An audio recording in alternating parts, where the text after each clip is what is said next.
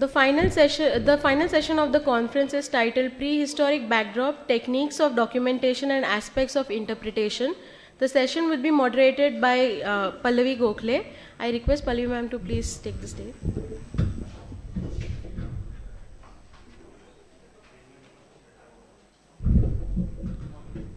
Hello. Thank you very much, Radhika.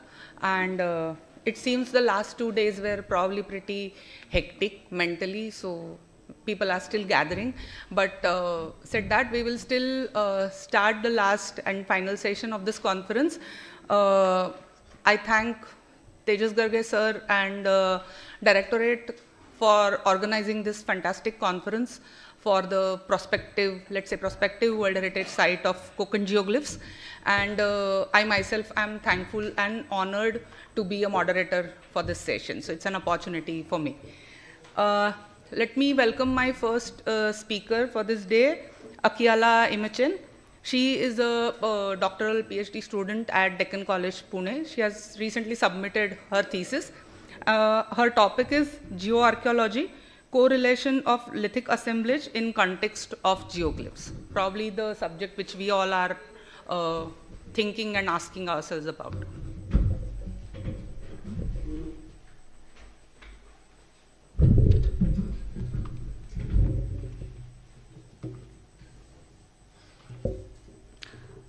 Good morning to all. I would like to firstly thank the organizers for extending your invitation to present a talk on this topic.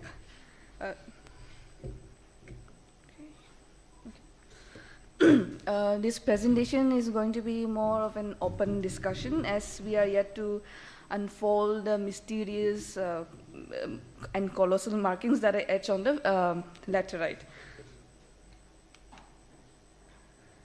So this is going to be the structure of today's presentation. Case studies. Firstly, I want to discuss some of the case studies if examining whether there have been any parallel investigations conducted for geoglyphs or petroglyphs in relation to lithics or any other cultural material. Second is the area of focus. The primary area of focus will revolve around the sites reported from Ratnagiri and Sundurdurg district. And in this context, we will be discussing whether we see any correlation of the lithic assemblage with geoglyphs and limitations and challenges.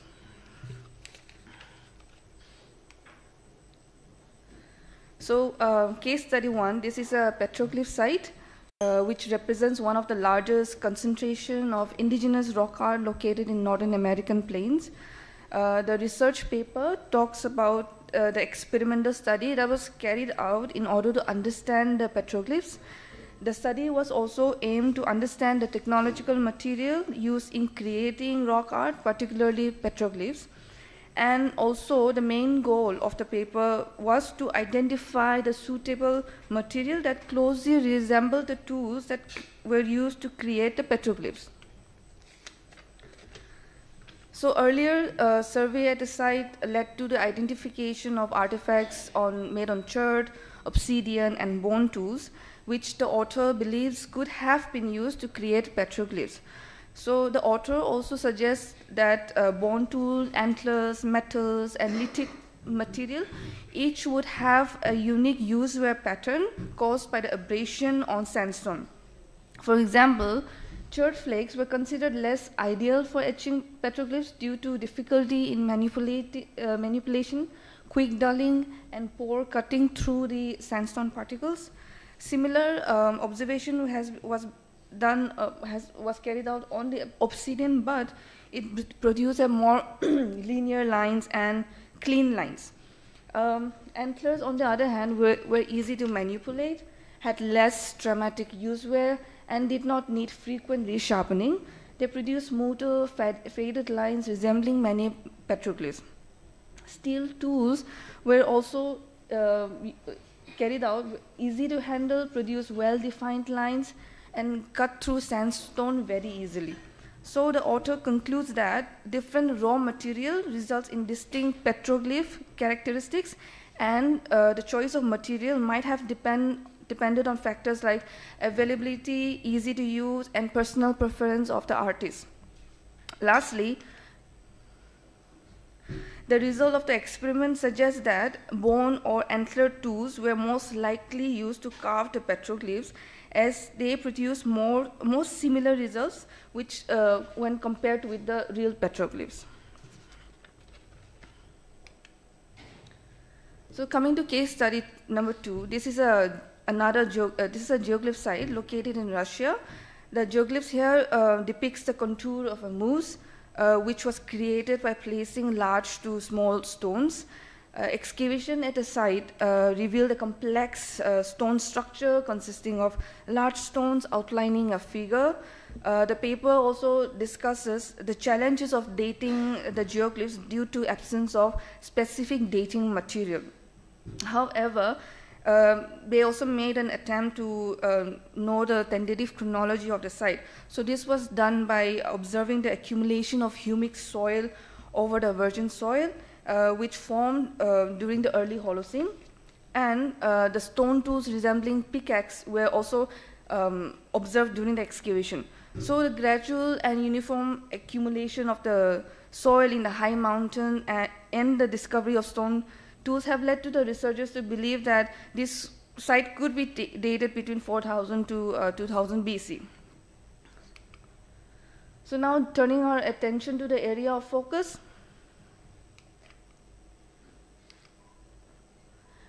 So this is the site of Kashili, known for its largest engraving of an elephant, within which we see more than 100 animal figures that were engraved on the laterite.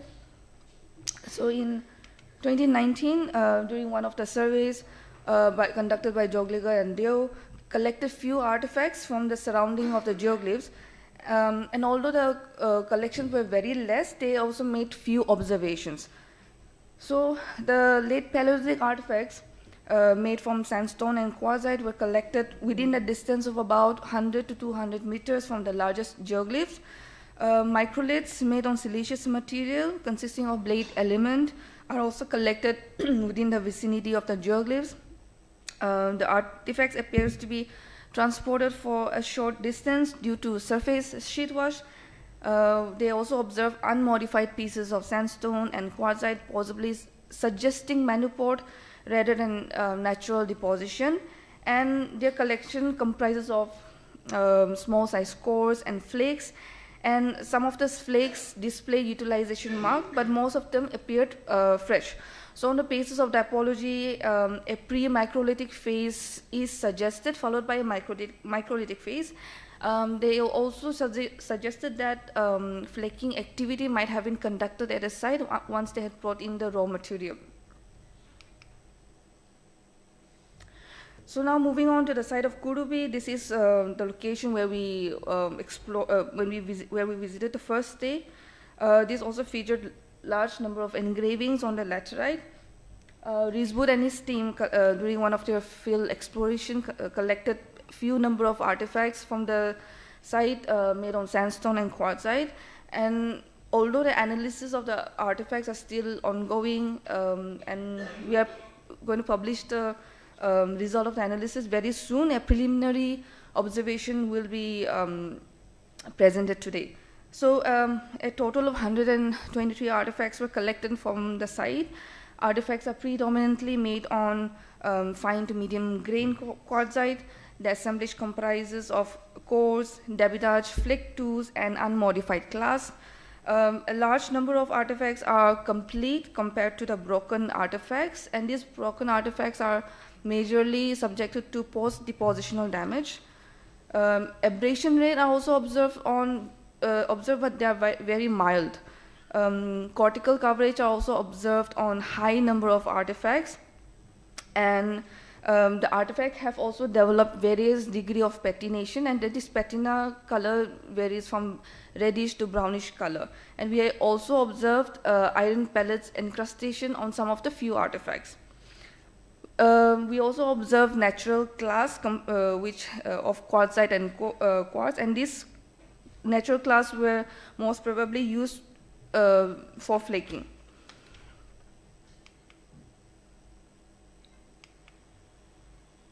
So these are some of the artifacts which are observed at a site. We have on the extreme right.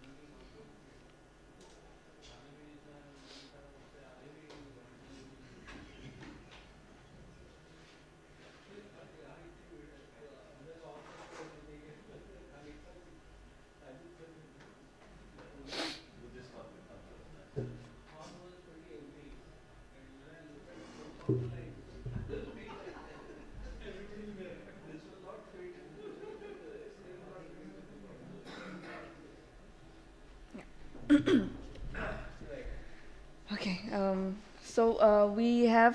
I observe artifacts on the sediment. I also observe artifacts on the loose ferricrete gravel, and we also observe artifacts within few clusters. And we have artifacts that are cemented within the ferricrete gravel. So now, preliminary observations. We don't observe any quartzite outcrop near the vicinity of the site, so that means the raw material were most probably brought into the site. The finished tools from the site are very low, and overall the artifacts collected from the site are in a pretty fresh condition. So what are the future studies that I'm planning to carry out? So understanding the geomorphology of the site, understanding the typotechnology of the artifacts, and also understand the use web pattern, if indeed they were used for making carving on the laterite, and also compare them with other geoglyph sites. So these sites from Malvan were some of the few sites that was largely part of my PhD research. This is the site of Salal Nangabat. The site is located on the ferricrete hillock, located west of the hill. We have artifacts mixed along with the natural class that are observed along this downslope, and we also have artifacts that are exposed along the pediment, mostly because of the natural and also human activities. This is how the artifacts are today getting exposed on the surface. Yes, and so this is also another site which was part of my thesis. This is called the site of Hardy, located 13 kilometers north of Malvan town. The site today sits at an elevation of 2 meters above the mean sea level. The site is located on a floodplain of the Ghat River, which later debouched into the Arabian Sea. Ferricrete here is this is one of the section where we observed that artifacts are coming out of the loosely, poorly sorted quartzite rubble, and because the upper level, which is the flood silty deposit, is very thin, artifacts are also getting exposed on the surface. And we also observe quartzite outcrop at the site. And these are some of the artifacts from the site of Salal, Nangabat, and Hardy. These are some of the large cutting tools that you see at the top, and from the right, the last two are the large flakes. And we also have to keep in mind that we don't get bifaces such as hand axes and cleavers from these lower Paleolithic sites. Now, coming to a very interesting site, this is the site of Tondivli. This site sits at an elevation of 52 meters above the mean sea level. The ferricrete surface here is very unevenly distributed. This is the view of the Arabian Sea from the site. And during our survey, we started seeing artifacts on the surface of the ferricrete, within the sediment, within loose ferricrete gravel. And we also started seeing these abandoned mining pits, trenches, plenty of this in fact, close up of the abandoned trench. And this is the trench which was filled up by the sediments during the monsoon season. And we also observed scatters of ferricrete blocks and chunks along with artifacts that were just lying on the surface. And we later realized that the locals were trying to dig the laterite to use for construction, but instead they were digging into this re-hardened crust which were not suitable for construction. So this is at least 30 to 40 centimeters in thickness.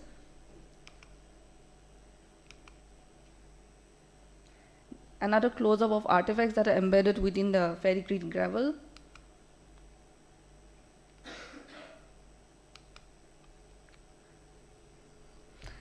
So coming to another very interesting site, we have the site of Sarjagod. The site sits at an elevation of 9 meters above the mean sea level. This is a panoramic view of the site. The artifacts from the site are found within this re-hardened ferricrete gravel. We also observe artifacts within brownish reddish sediment, loose ferricrete gravel.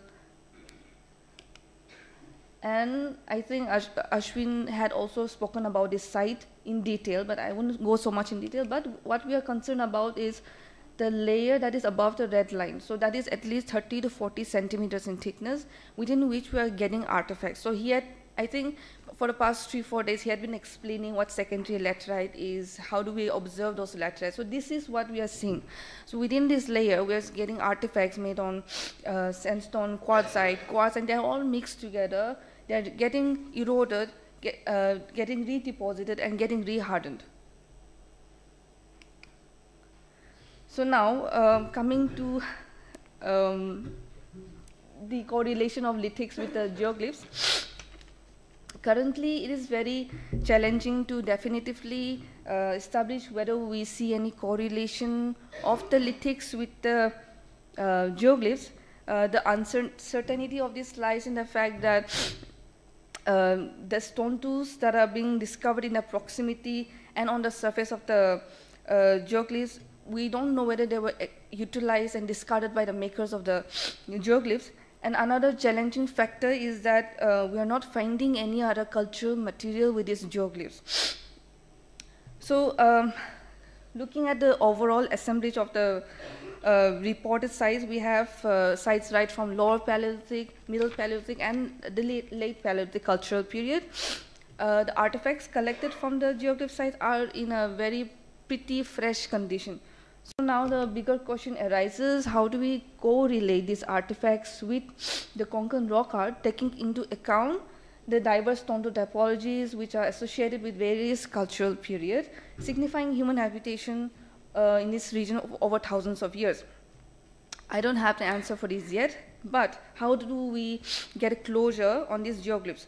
I would suggest developing a new methodology to understand and study these unique rock art which are uniquely found in this laterite topography, and also understand the use wear pattern, the abrasion pattern of not only the stone tools but also bone tools, antlers, and understand and compare them with other sites. Studying in this part of the region also comes with certain limitations. We have limited sediment coverage. We have, in Konkan region especially, we have sites that are reported mostly as surface sites, which is one of the reasons we are getting artifacts, flakes, scrapers, cores, natural class, plus we are getting microcrystals. We are all finding these in one context. Due to heavy rainfall also, this leads to loss in context. So, thank you.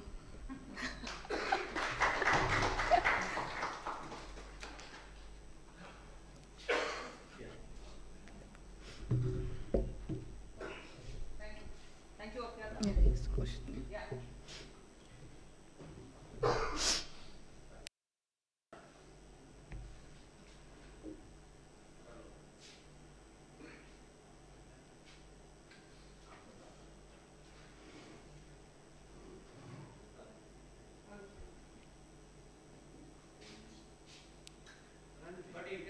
I can hear you. I can hear you. Yeah.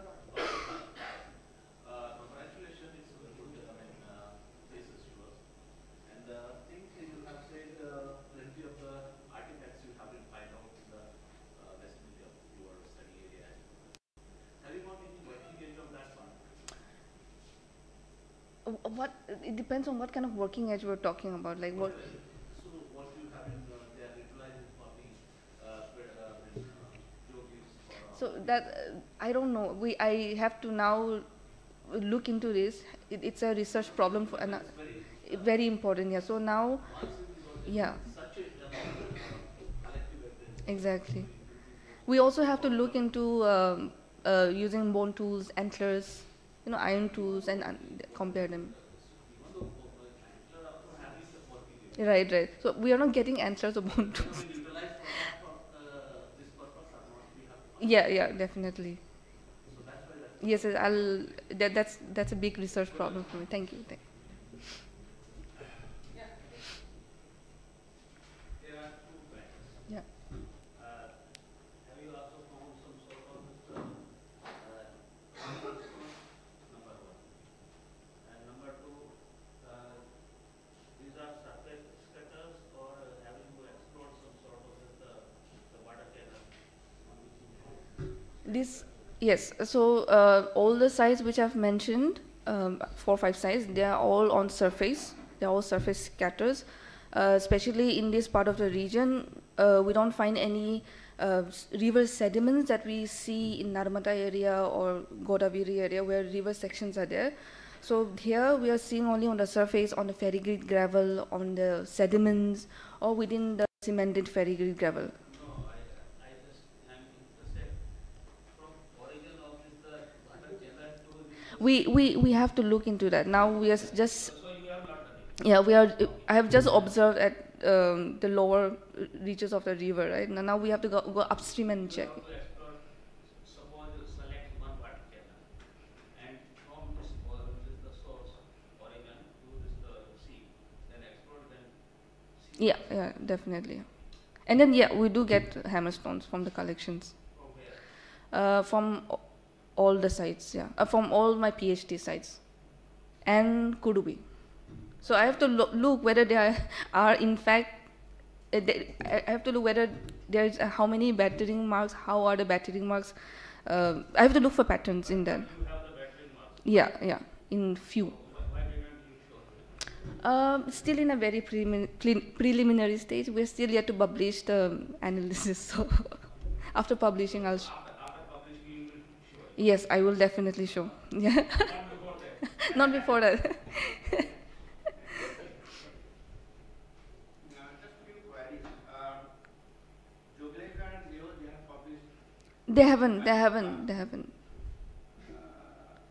they say they have got the microlith and artifacts of late Paleolithic. I do not know what the late Paleolithic is all about. But all these artifacts are there. These late Paleolithic things are smaller size, quartzite and sandstone. Now both these things occur at the same spot, if I am correct. Now they have separated because it is a tendency, it's fine.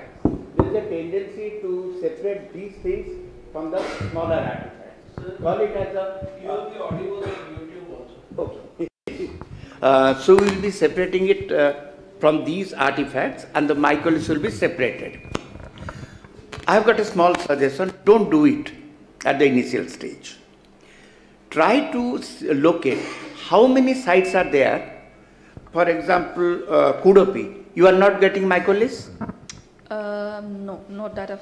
Yeah, Okay. it's not. But there. my point is, whenever you go, It's there. just try to find out, is there any spot where you are getting only these small artifacts of siliceous material? Is there any sites where you are getting only these quartzite things? And how many sites are there where it is occurring both? Not necessarily that the bigger artifacts will be earlier. Right. That is one. And I have got a small suggestion, because we have got the surface that these microliths are there. And there are pools. And the pool has got 1 meter, 1.5 meter deposits. Now, If these are pretty early, some of the microliths will be washed out and will be on the bottom of these pools. Okay. Now, if you excavate, just take a trench in some of these deep pools.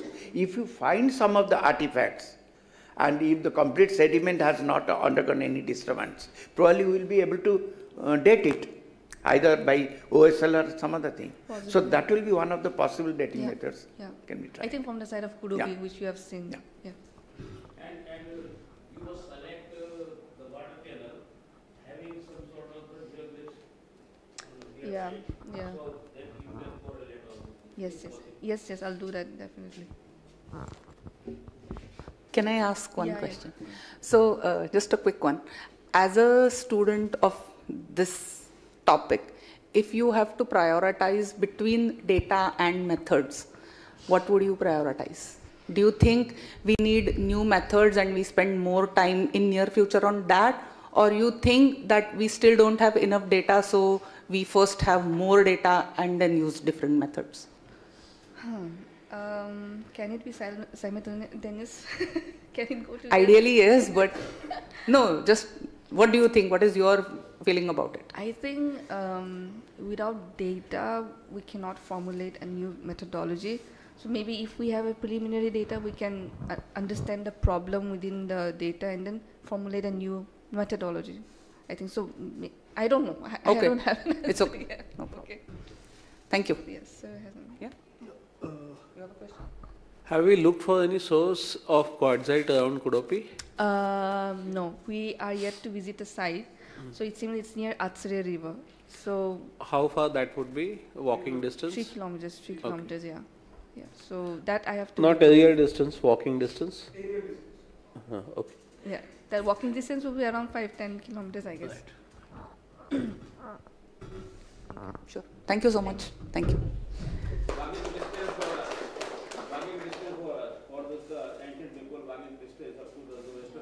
Yeah. I'm sure Utwish can definitely fly. We will walk. Thank you very much, Akiala. Our next speaker is Professor Parth Chauhan from ISER Mohali, and his domain is stone tools and prehistory, and the paper is co-authored with his doctoral student Mihir Tangsare. Their topic is expectation to evidence, contemplating artifactual associations with Konkan geoglyphs. Thank you.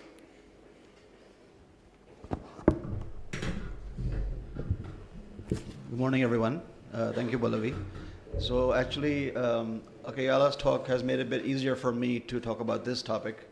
And at first, I was given Akayala's topic to talk about.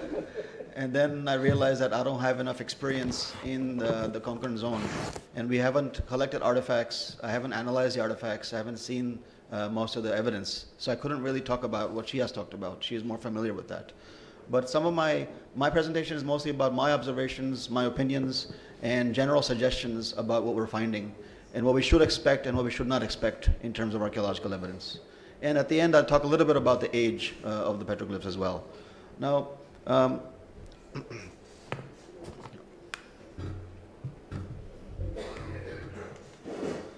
just to summarize quickly what we do, what information we know about art in general and rock art. So we have Indian rock art known for over a century, includes various types, including paintings, cupules, engravings, and then we have some of them ranging into prehistoric age and some of them very young. At the moment, the dates are coming under 10,000, but that is very select sites, and we need more efforts for that because we have older evidence outside of India. There's also issue of continuity of older styles in younger times. So the hunter-gatherer lifestyle and tribal tradition of painting continued beyond prehistory. We also have issue of identity of the rock art creators. Were they all hunter-gatherers? Were they pastoralists? Were they also living in the urban context? And also interpretations vary, and in terms of individual figures, such as ostrich figures, which are controversial, and also the purpose of the rock art. And if you look at the global level of rock art and art in general, we have evidence ranging from 500,000 to about 40,000 in terms of engravings, beads, ochre coloring on stone, Controversial rock paintings are about 65,000 years old, but non-controversial are 45,000 years old. So the 45,000-year-old paintings actually come from Southeast Asia. And if the humans passed through India, maybe we might have older paintings if that tradition was known during dispersal. So something to keep in mind when we're looking at symbolic behavior. In India, we have copules and engravings associated with Lower Paleolithic, especially the Ragi Chatan and Bhimbetka. And then we have engraved ostrich eggshell at Patne, 30,000 years old. And then we have these geometric designs from Kurnool caves, about 4,500 years old. So actually, at the moment, this is the main engraved evidence we have. So in comparison to the geoglyphs, we can just keep it in mind in terms of a geometric pattern. And now I'd just like to highlight the project that we're working on. It's also funded by DST, and under the Shri scheme, we have basically three main objectives: is manual and digital documentation of select sites, including photogrammetry and 3D scanning, to understand manufacturing techniques, but also how to preserve some of these in the long run. Can we slow down the weathering? Is weathering happening? What rate is it happening at?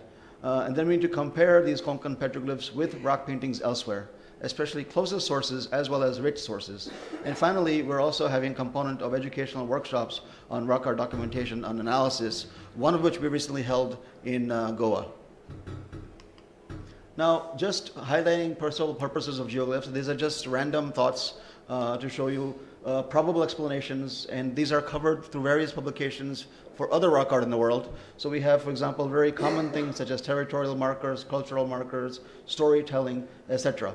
I won't be getting into this detail in this talk. And then we have possible additional explanations, including possibly maid attraction, places of ritual, disposal of the dead, depictions of dreams, etc.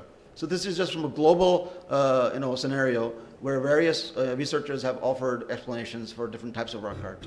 And any of these can apply to the geoglyphs, and the list is not exhaustive. There are many other possibilities. Now, general observation about the geoglyphs. First of all, we see similarity in style and themes between sites, which attest to a cohesive cultural identity, at least for some sites, if not all.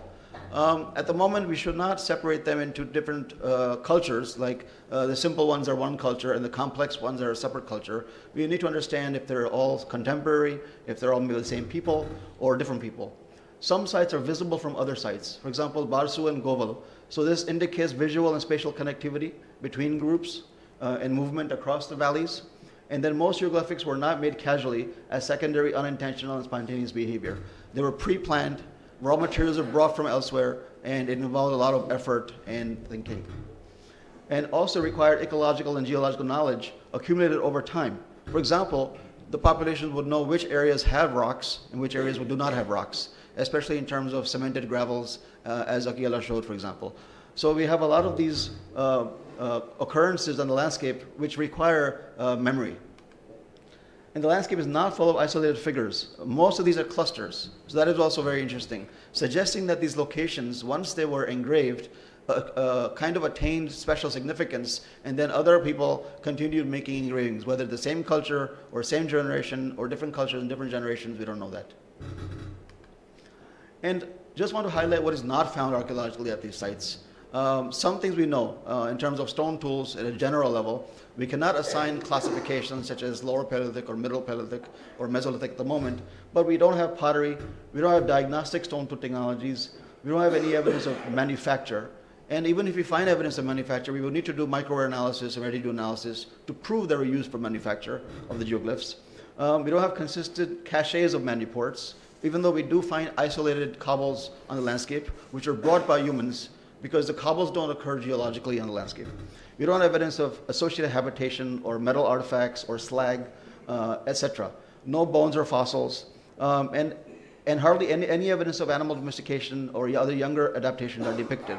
So we don't have any cultural connections with modern populations, and there's an absence of specific themes that we expect. For example, I work in central India and in Madhya Pradesh, and we expect certain themes. For example, ostriches or bears, we expect them in the paintings, but they're not depicted. So we have to also keep in mind in the Konkan zone what is not depicted and why. There might be some taboo associated with that or other reasons. Now coming to the lithic evidence, and I'm going to be focusing specifically on the production of the geoglyphs. Now we would have two types of evidences. As Akila has shown, one will be for subsistence and one set of evidence will be for manufacturing or producing the geoglyphs. And expected evidence will be something like picks, large flakes, hammerstones like this, which are pit marks, even choppers, etc. But what we're finding so far is mostly artifacts associated with subsistence, including microliths and flakes and flake tools. Very few heavy-duty tools are found on the landscape, and they might be related to the geoglyphs, they might not be related to geoglyphs. At the moment, everything is unclear. But just to show you what we should expect and what we are finding, there's a disconnect. Now, about stone tools, we don't have enough stone available on the landscape. A lot of it is being brought in from elsewhere. Some areas need to be surveyed better for geological mapping as well. And the nature of the laterite is imposing limits on the size of the engravings. So that is very clear. If you have a smooth surface, you can make small detail figures. If you have a very coarse surface, you're forced to make large figures with less detail. And this is suggesting what the toolkits would have been like for geographic production. For example, the large quartzite artifacts of Gurupi in a few of the sites are not as abundant as expected if they were used for geographic production. When I say abundance, I'm talking about artifacts getting worn, blunt, or broken, and then replaced by other specimens as well. And finally, the currently known lithics from geoglyph sites do not typofunctionally match with expectations of geoglyph making tools.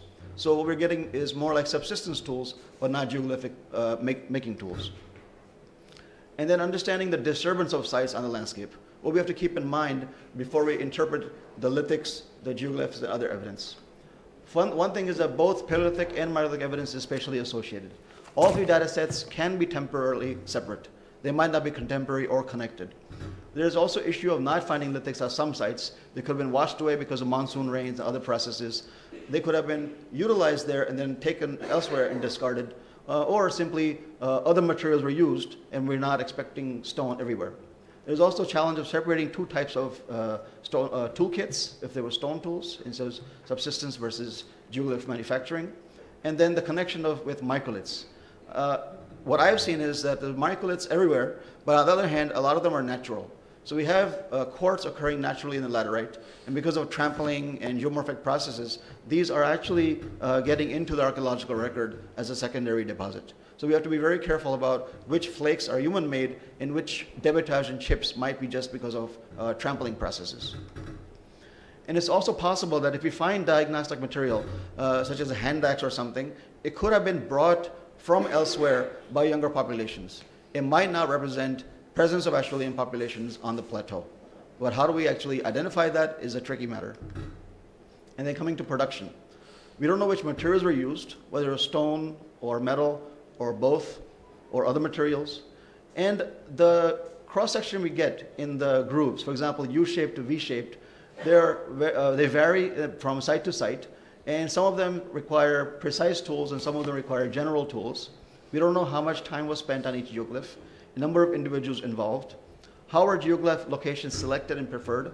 Was it because of the rock quality or was there some other factors taken into consideration, such as shade, for example, in the past, water source, etc.? Is it possible that some simple outline images are unfinished relief ones? How can we distinguish them from the finished ones? We need to consider, very importantly, skill levels and diverse inclusivity in geoglyphic production. For example, not just experienced artists, but also novice artists, male artists, female artists, juveniles, adults. And then we also have hunter-gatherers, farmers, pastoralists, fisher people, everyone living in the region in general. So we need to see who's responsible for these and who's getting influenced by them. And if people were highly mobile across the plateaus for subsistence purposes, it's improbable that such groups would have skilled artists moving around. The artists were intentionally going to plateaus for making geoglyphs, while others might have been doing other subsistence behaviors. And now appreciating differences between past conditions and modern conditions in relation to geographic production. We've been talking a lot about experimental work to understand how these were made. So a casual experimental work by Nisargyatri indicates that laterite is softer during and right after the monsoon. So it's possible that the geoglyph production might have been seasonal. But it's also possible that some populations made more geoglyphs during this time when it was softer and less geoglyphs when the laterite was harder. But also, we have to keep in mind that seasonally, the vegetation can affect geoglyph production. For example, location of spots. There's increased vegetation, and also finding raw materials for making the tools, such as pounding stones and cobblestones and other specimens.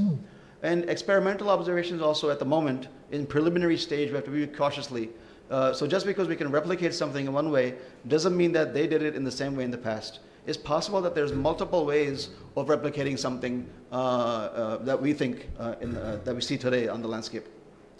And also, we may be assuming that properties of exposed laterite surfaces haven't changed since time of geoglyph production. If these geoglyphs are 5,000 years old, for example, or 10,000 years, for example, the surface of the laterite might have eroded and weathered a lot since then. So what we are experimenting with today might be different than what the past populations worked on in the past. And finally, depending on weathering rates and intensity, we need to confirm whether certain groove shapes have changed. For example, V-shaped grooves might have become U-shaped grooves, and it's misleading.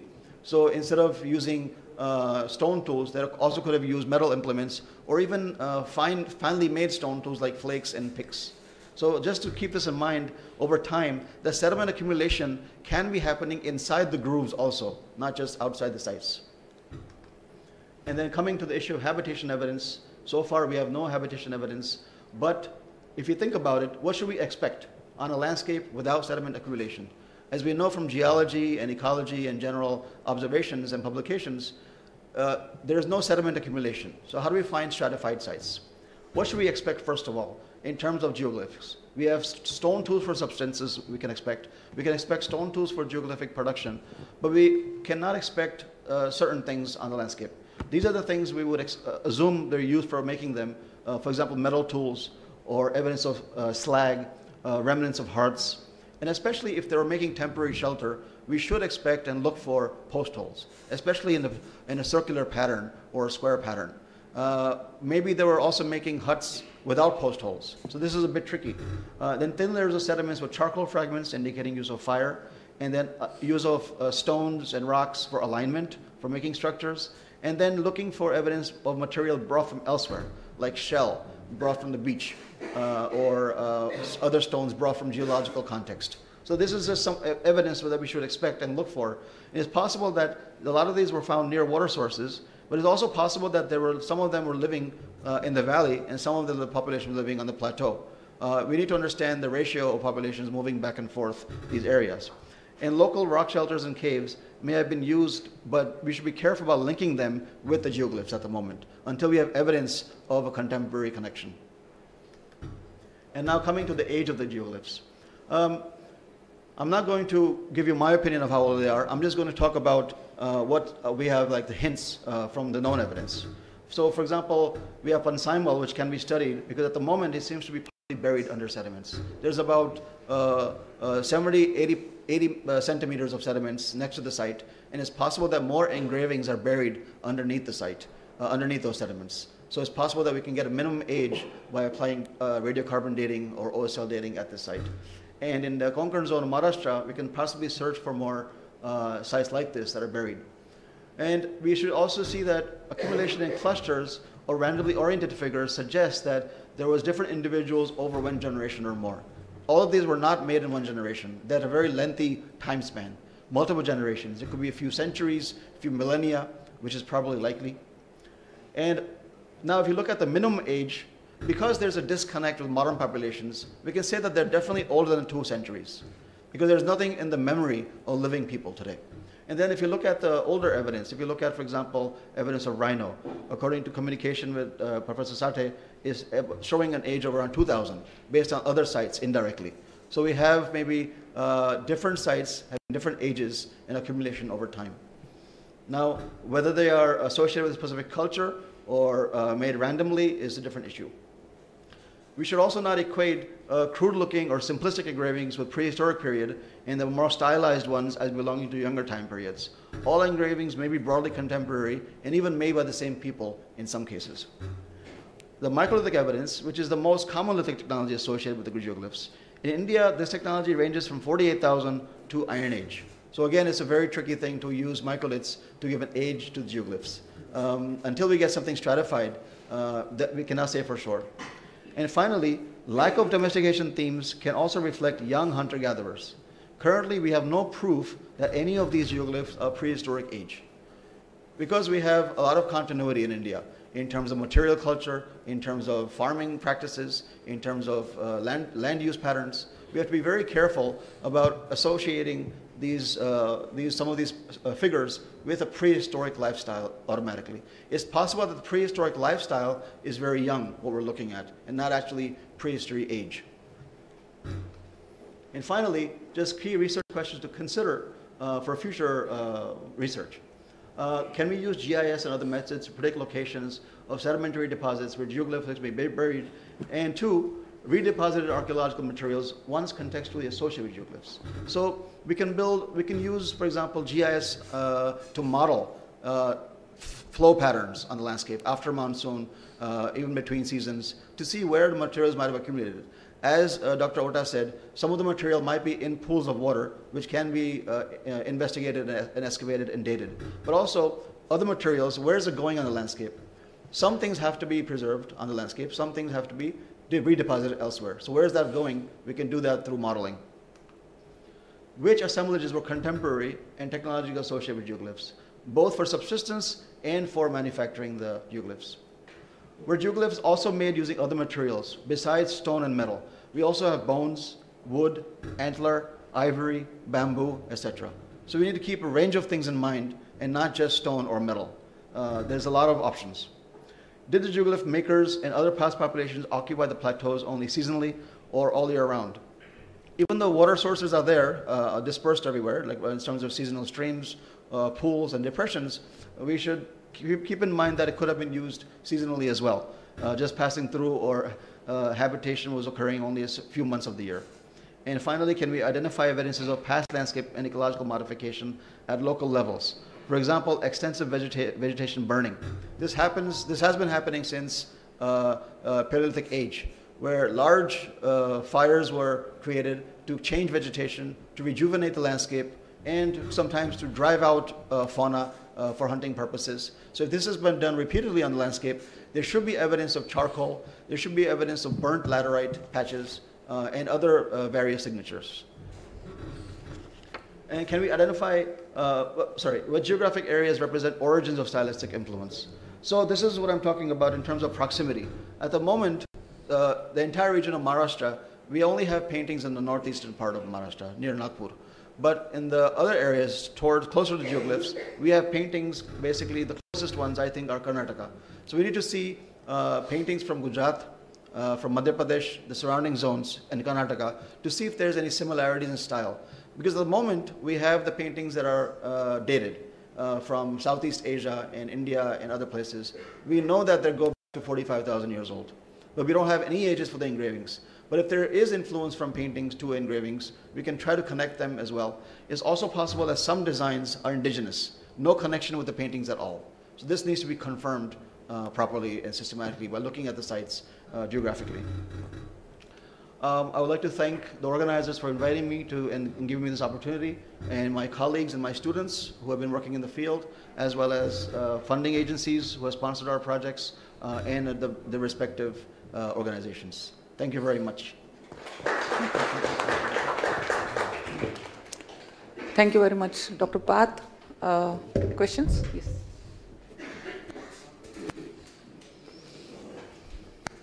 Dr. Path, can you show the slide again, that where you suggest that we should try to find out whether the geoglyphs made by some skilled person or child or some other persons? That slide.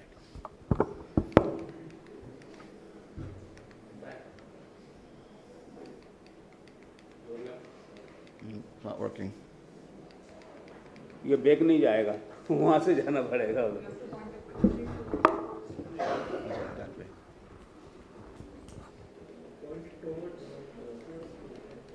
नहीं वो वहाँ से करना पड़ेगा। Back arrow है। Oh, yes.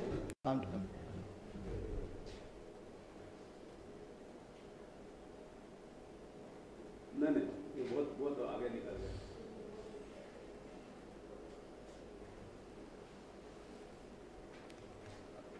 Should I do it? I'll check.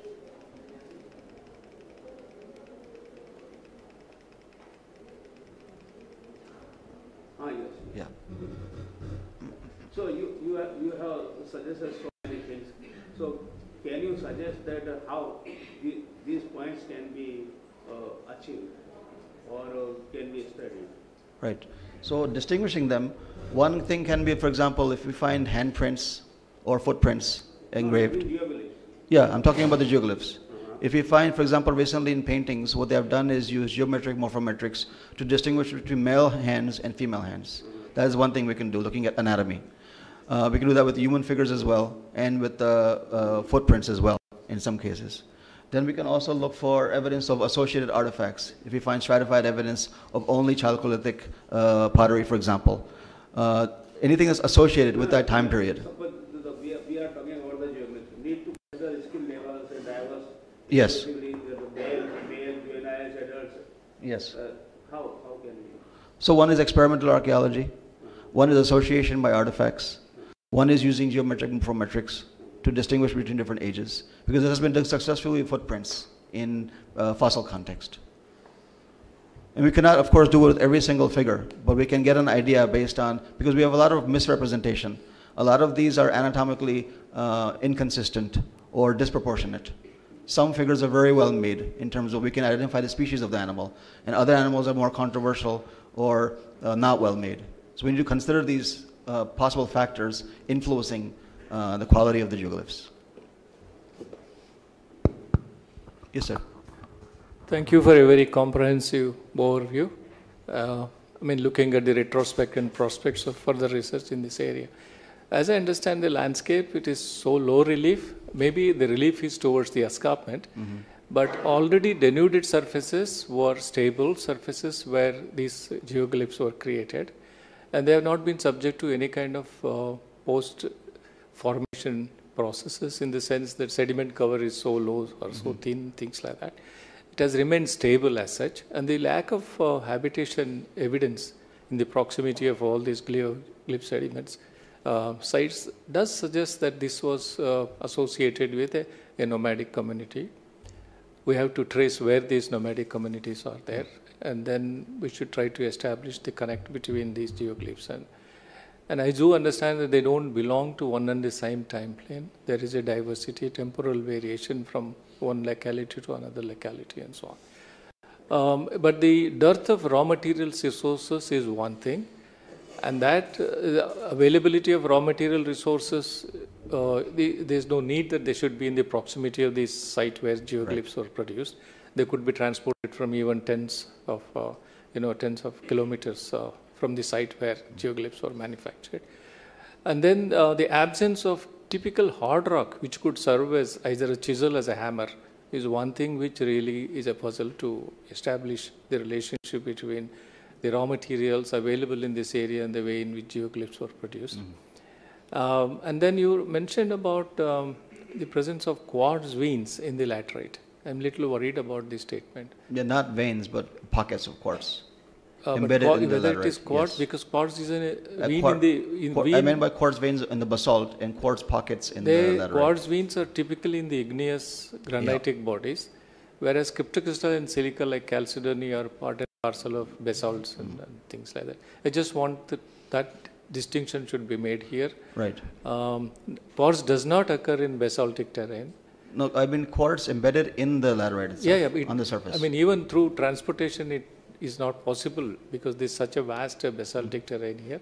It should be chalcedony or varieties of these chalcedony. Because I saw some pieces which were shown by Kiala that they don't look like quartz, but they are chalcedony pieces. But that repeatedly the term is used in this context. Okay. So what I feel is that in the last 10,000 years, the landscape has not undergone any drastic change. So we need to understand the topographic, elements that are governing the status of the preservation of these.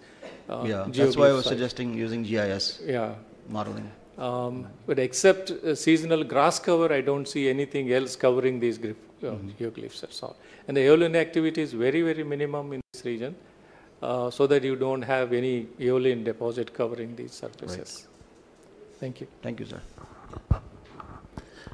Congratulations, Path.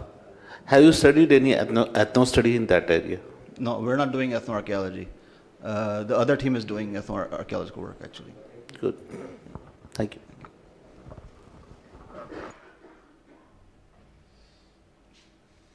Any more questions?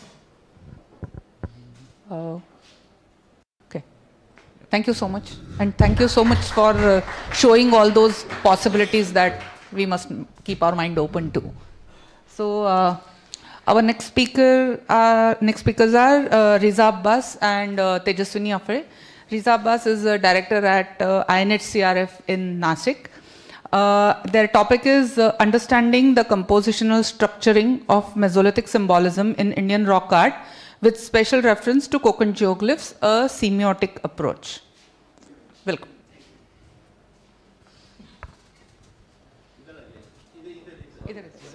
It's okay, it's okay. It's from there.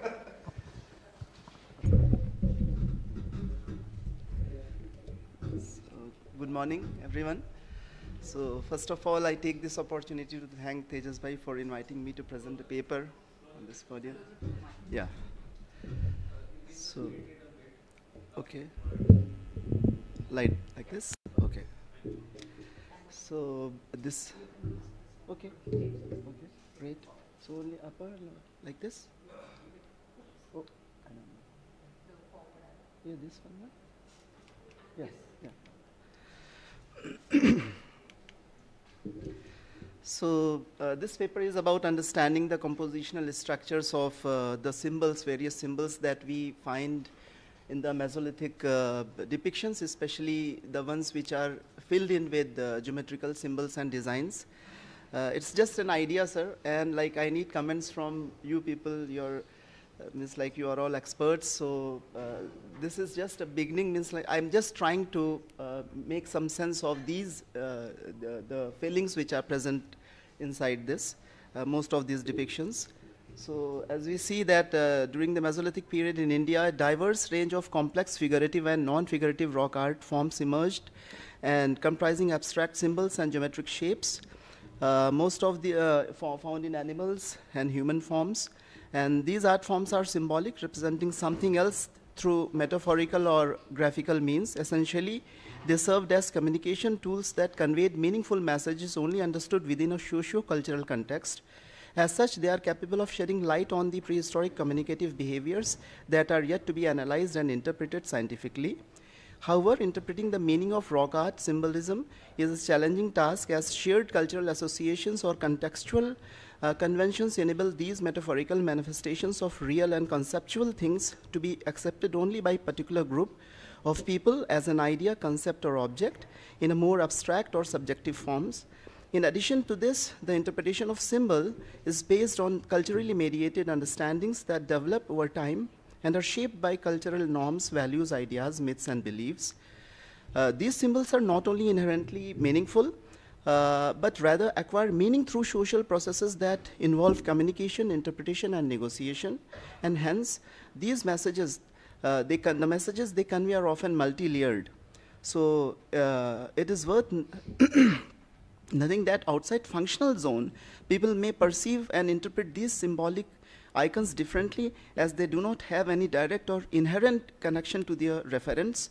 The complexity of symbols also allows for diverse interpretations, offering a chance for introspection and evoking emotional and imaginative responses that lead to profound explorations of meaning.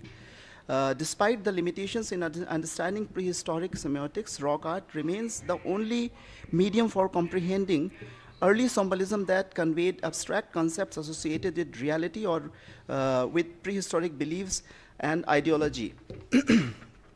So to better understand this form, we analyzed the structural composition of diverse pictorial forms and elements occurring in Mesolithic art of India, particularly in Konkan.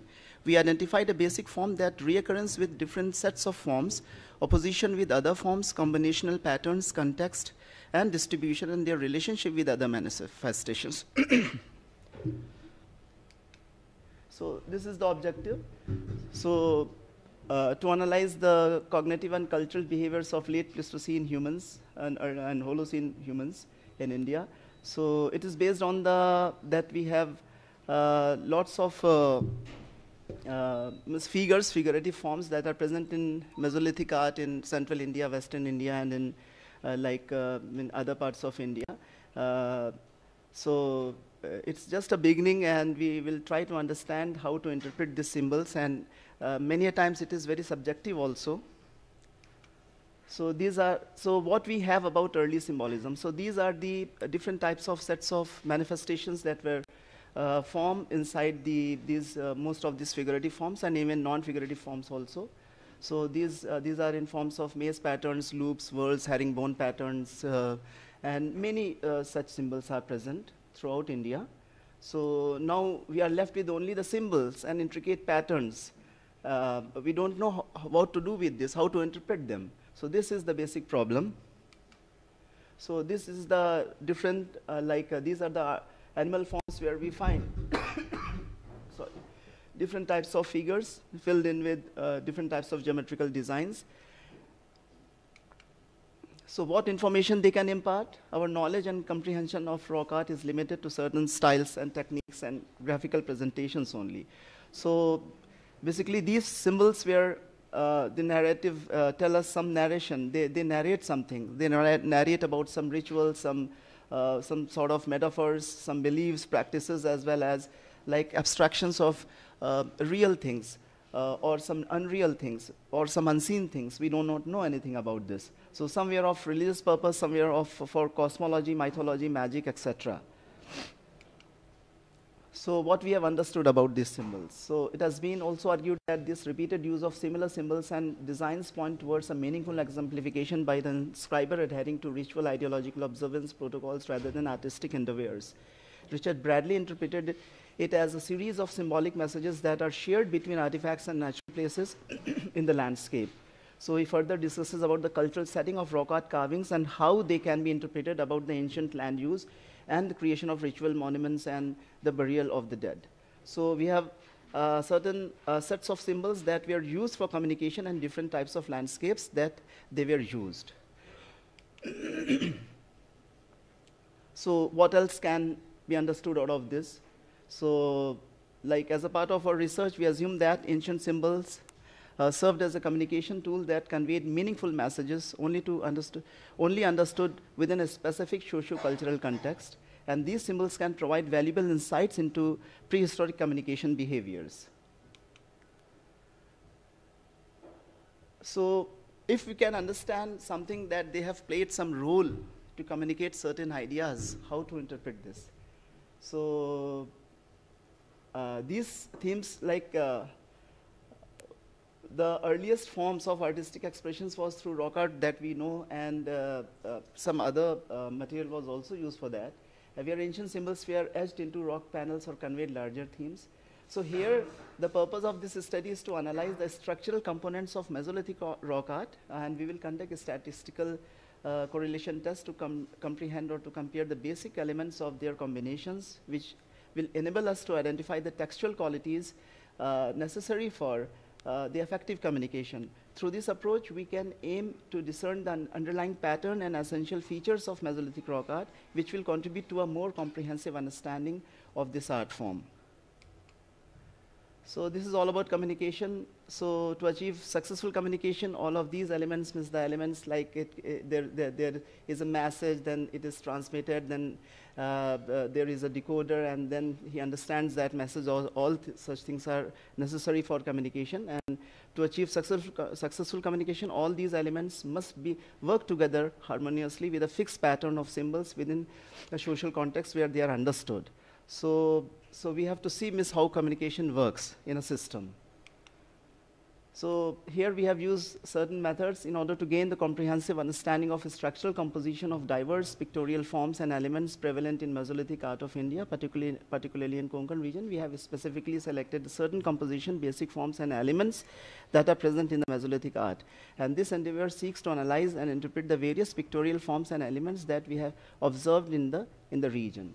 So our approach involved identifying a context, recognizing a basic form, experimenting with different sets of forms, contrasting them with other forms, creating combinational patterns of different or similar forms, and so on and so forth. So this is how we did that.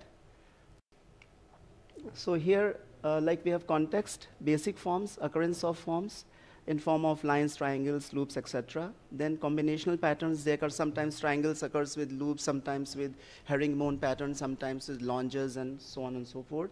So, and many a times we have seen that there are certain elements that do not occur with some particular form, like loops, they are not forms with triangles, or many times we see herringbone pattern is not found with a circle. So we have to see that also. And relationship with other manifestations, many times like they are basically seen, like triangles are only seen with the animals like cervids, different types of cervids like axis or some other animal. And then we have seen that with the rhinos, we have only some manifestations like we have longes or circles. So we have to see that also. But there is a problem with this. The analysis of superimposed and multi-period depictions poses several challenges. Particularly, preserved motifs hinder identification of forms. Single period themes are required to devoid of repetition superimpositions to generate a data set. And comparisons of depictions occurring in different areas are infeasible unless proper dating system is in place. Universals of certain depictions over time introduces further complexities. So with this, we can do something, and that here what we did, we have narrowed down to examining the expressions belong to specific themes discovered at Bhimbetka, Ramchhajja, Chudeldan, Urdan, in order to maintain the objectivity. Our investigation centered around identifying the various motifs that were prevalent in these areas. Moreover, we conducted a separate analysis of different subjects such as deer, antelope, humans, and abstract designs to better understand how they were depicted within each theme. So what we did here, like this is from IGRMS, Shamla Hills. So what I did, I thought that this is, and then I selected, like there are two different types of species. One is this cervix, and other one is this boss. So in cervix, we have seen that some rhombohedral shapes designed cross patterns are prevalent, whereas in boss, we have seen the zigzag or wavy lines are present. Here in the other theme, we have seen that boss has those types of linear patterns in a slanting manner, whereas in deer, inside deer, there are some square patterns like that. So here we have seen like there are two sets of patterns which are present inside two different species of animals. See, in this, there is lots of subjectivity, sir, Ota, sir. Lots of subjectivity is there, I know, and we thought that this could be one thing, is how to analyze these individual depictions, and if they are meaningfully giving us some ideas about how they were depicted. Like at Bhimbetka also, we have seen that boss Gaurus is there, boss variety is there, and some cervida is there. So in these two depictions, we see in the same theme, there are two different sets of infillings that we see. There also there is an animal, there is possibly some carnivore is there, some hyena sort of thing is there above, and then some bovids are present. So each of them is given some different types of fillings. So here also at Kathoti also we see, like if we consider the white one as one theme, the red one as one theme, and again lots of superimposition is present here. So we have seen that like in this red theme, cervids are painted differently. Some nilgai is Bos elephas tragocamelus is painted differently, and then sus scrofa is or wild boar is represented differently. So in the patterns are different. So here also at Bhimbetka, there are 4 different types of animals. Monkey is there, then bovid is there, boss, I don't know, boss or boss Gaurus, I don't know. It is represented differently. Cattle is, this deer is represented differently in the same theme. At Ramchhajja also we see leopard or cheetah is there. It has a different infillings. Bos Gaurus possibly, it has a different fillings. Rhinoceros is there, it has a different filling. And like, I don't know, hyena or some other carnivore is differently painted.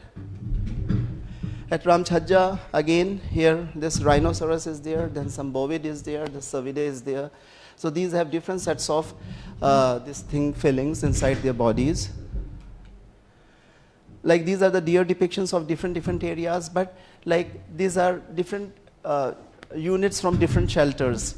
So here we see this type of depiction, this deer is painted with such decorative patterns. So we have to consider this also at different sites. See how they means like these belong to different period, means like it can span 2,000, 3,000, 4,000 years, who knows. So these are the boss depictions. Again, boss in different phases, in different areas, some herringbone patterns, some geometrical forms, some linear forms, curvy linear forms. Then wild boar is there, and different, like we can see the variation, I mean, regional as well as inter and inter-specific variation is present. Site. This Nilgai depiction is there. We see like how they are differently painted in different areas, but there are some set patterns. The cattle is there. Then again, boss is there. Possibly boss Gorus. I don't know. Buffalo painting is there. And again, some cattle and other forms are present, like elephant, fishes, then pangolin, possibly tiger and an elephant. So these are other forms which are present in different areas. So now here also, like we see that this rhino is having these circular motifs inside. The body filling is in circle, oblong and circular forms, whereas most of these are outlined, whereas in this we find some patterns present. At this site also, most of these depictions, they have this curvy linear forms or somewhat linear forms present. We never see herringbone pattern, we never see longes, we never see loops. So like here also we see that in this animal, most of the time serpentine designs are present. Here also we find like similar pattern is evident. We never see tessellated forms of different basic forms like triangles, several triangles placed inside the body, or longes plus triangles, or combination of 2-3 different forms. We never find it at these sites. In this, like we also see like most of the animals, like they are outlined basically. Like in central India, we have outline figures, but patina is there. So most of these depictions are in form of shadow graphs only, actually, Shilhoti type. And here also, like we see same pattern without filling in the body. Most of these depictions, they are just, they don't have any body fillings except for a few. So now, so there is some encoding which is present, as we see a theme Ramchajja and Urdan, where they have taken like certain elements like slanting lines or wavy lines. They are just used for some serviettes in a theme, or at times bold outlines are used for bovidae in a theme, actually. That we can only do. And but for this, a large amount of data set is required to analyze the depictions of different areas, and we don't have that data set. So we have to generate this. So it is a medium, it is a way of finding structural patterns or basic structures. Like if at all we find this structure, then it can show that it is used for communication, because for communication structure is necessary. Without structure, communication doesn't work. So that structuring, that pattern is important. And so we are also investigating whether the context played some important role in development of various symbols. This is also an important thing. And then finally, it demonstrates that rock art bears distinctive structural elements that suggest deliberate symbolization and transmission of ideas and concept. But like this is very infancy. You know, means we need a robust data set for this. And the practical application of symbolic icons, which have metaphorical associations with their representations, evokes multiple layers of meanings. And thus comprehending meaning out of rock art is again a very difficult thing.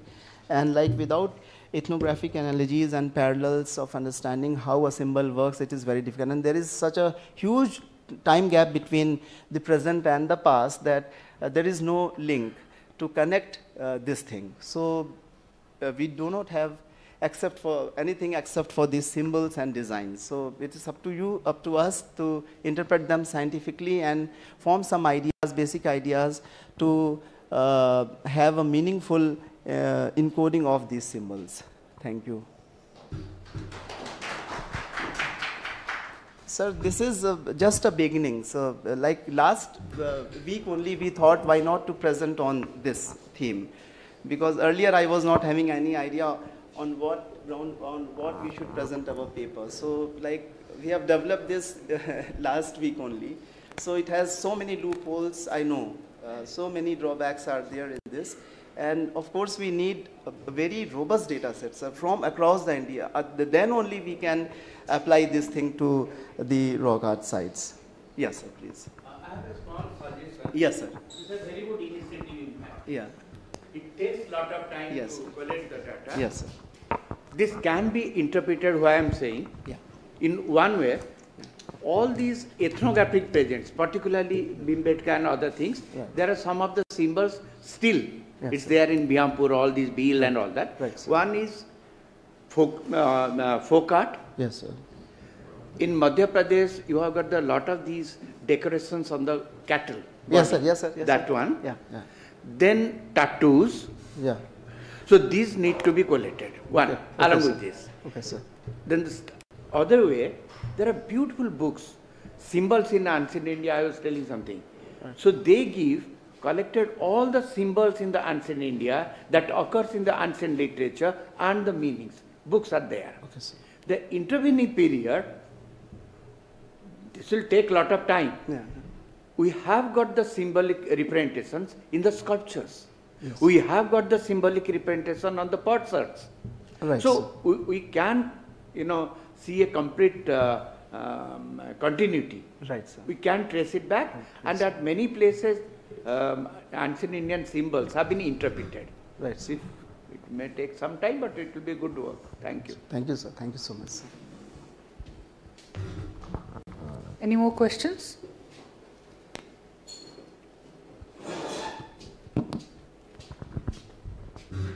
So, thank you, Reza. Thank you. Thank you so much. Thank you so Thank much.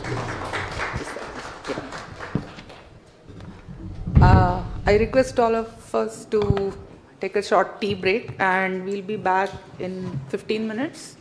Yeah. By 11:35.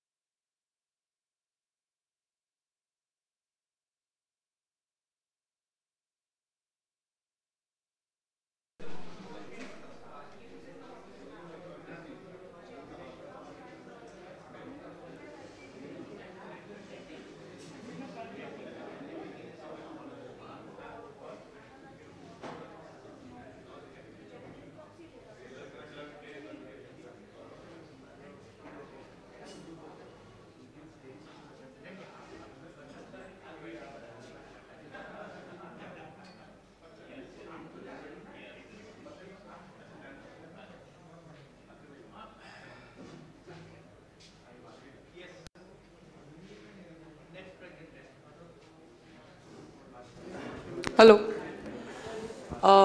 Welcome back, everyone.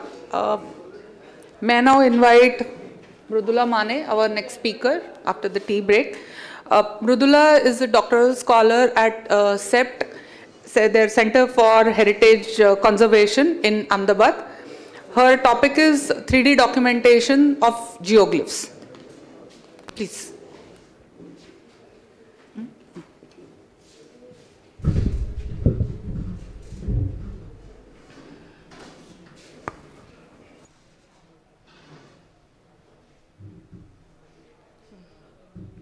Sorry, one second.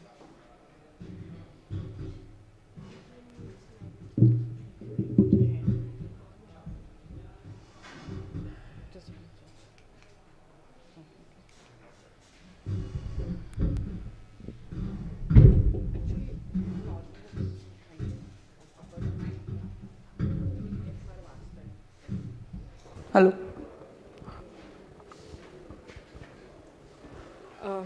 Good morning, everyone. And am I audible? Yeah. Yes. So good morning, everyone. And first of all, thank you for inviting me for this conference.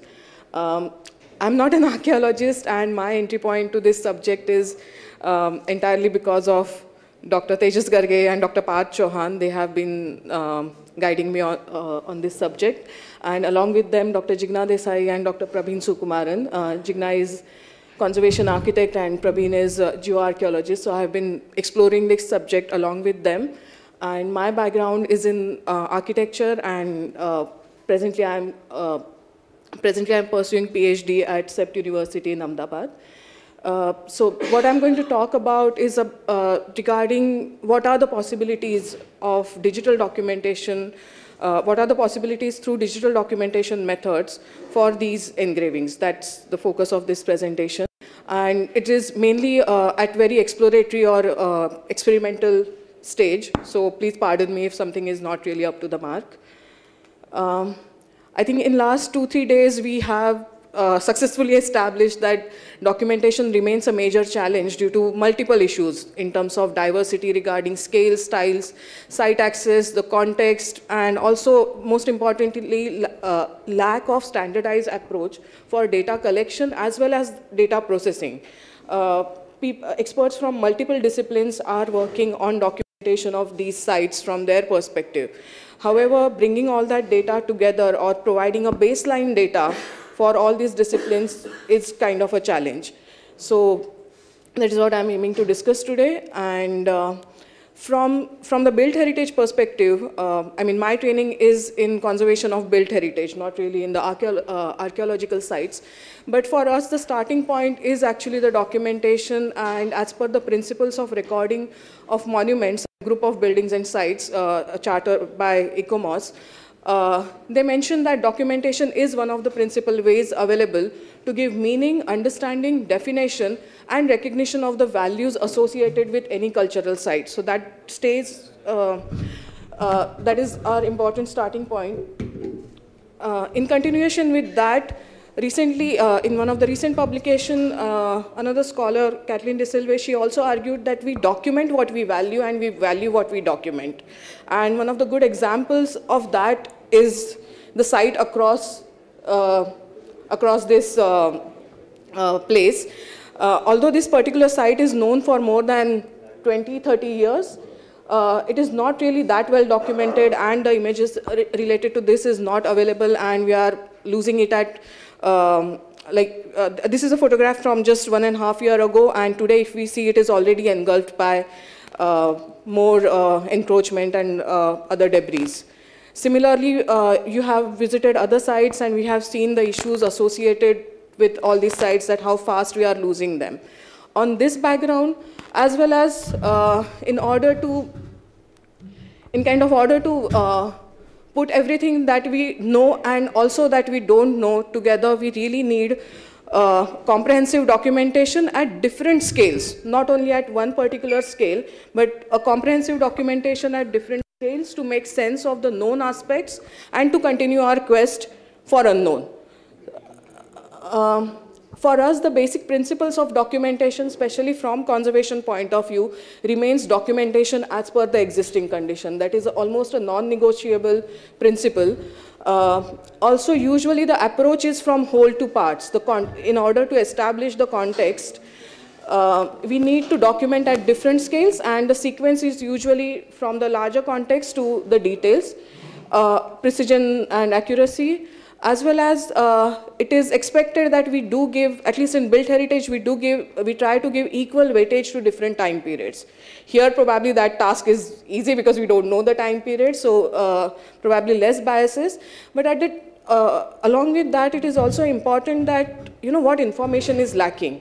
That also needs to be documented, that what is not available, not accessible. Very often we miss out on that part, and only what is known that we keep on projecting again and again. Another important aspect is to define the level of recording that is needed for the purpose of documentation, and the level of recording that is conducted on site, to define those standards. Also indicating the margin of error in the data collected.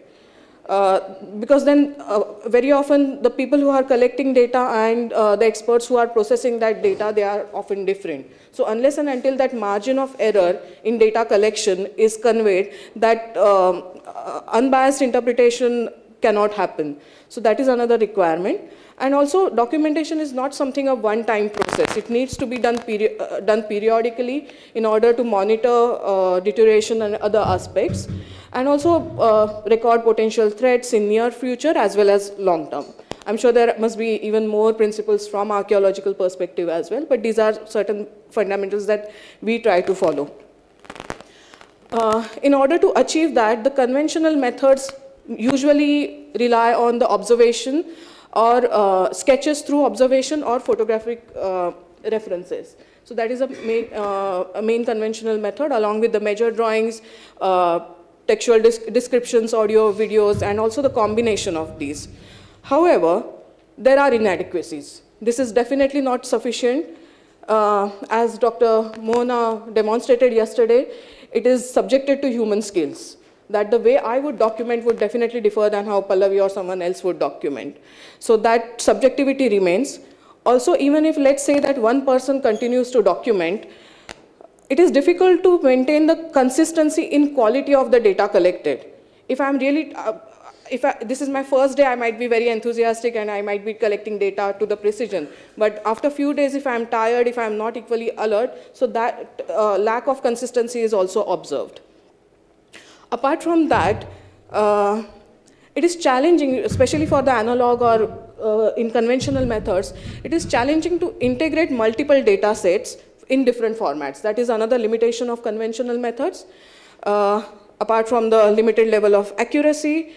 Also, for the sensitive sites, conventional methods do require physical contact, and that can be detrimental to some of the sites which are already in bad condition. Just to give you one quick example, because I think most of you have seen this site, the Ukshi elephant. This is how it looks during monsoon season. This is the kind of depth, which is on an average depth is approximately, on an average width is approximately 6 to 7 centimeter. But with conventional methods, we can only take depths at periodic levels, like not at certain intervals, not continuously. This is one tool that we use to measure depth and to understand the profile. This is a drawing which is generated based on aerial image collected by Pallavi, and I created this drawing. However, there are errors which were later on pointed out by Mr. Riswood. What happened was I also ended up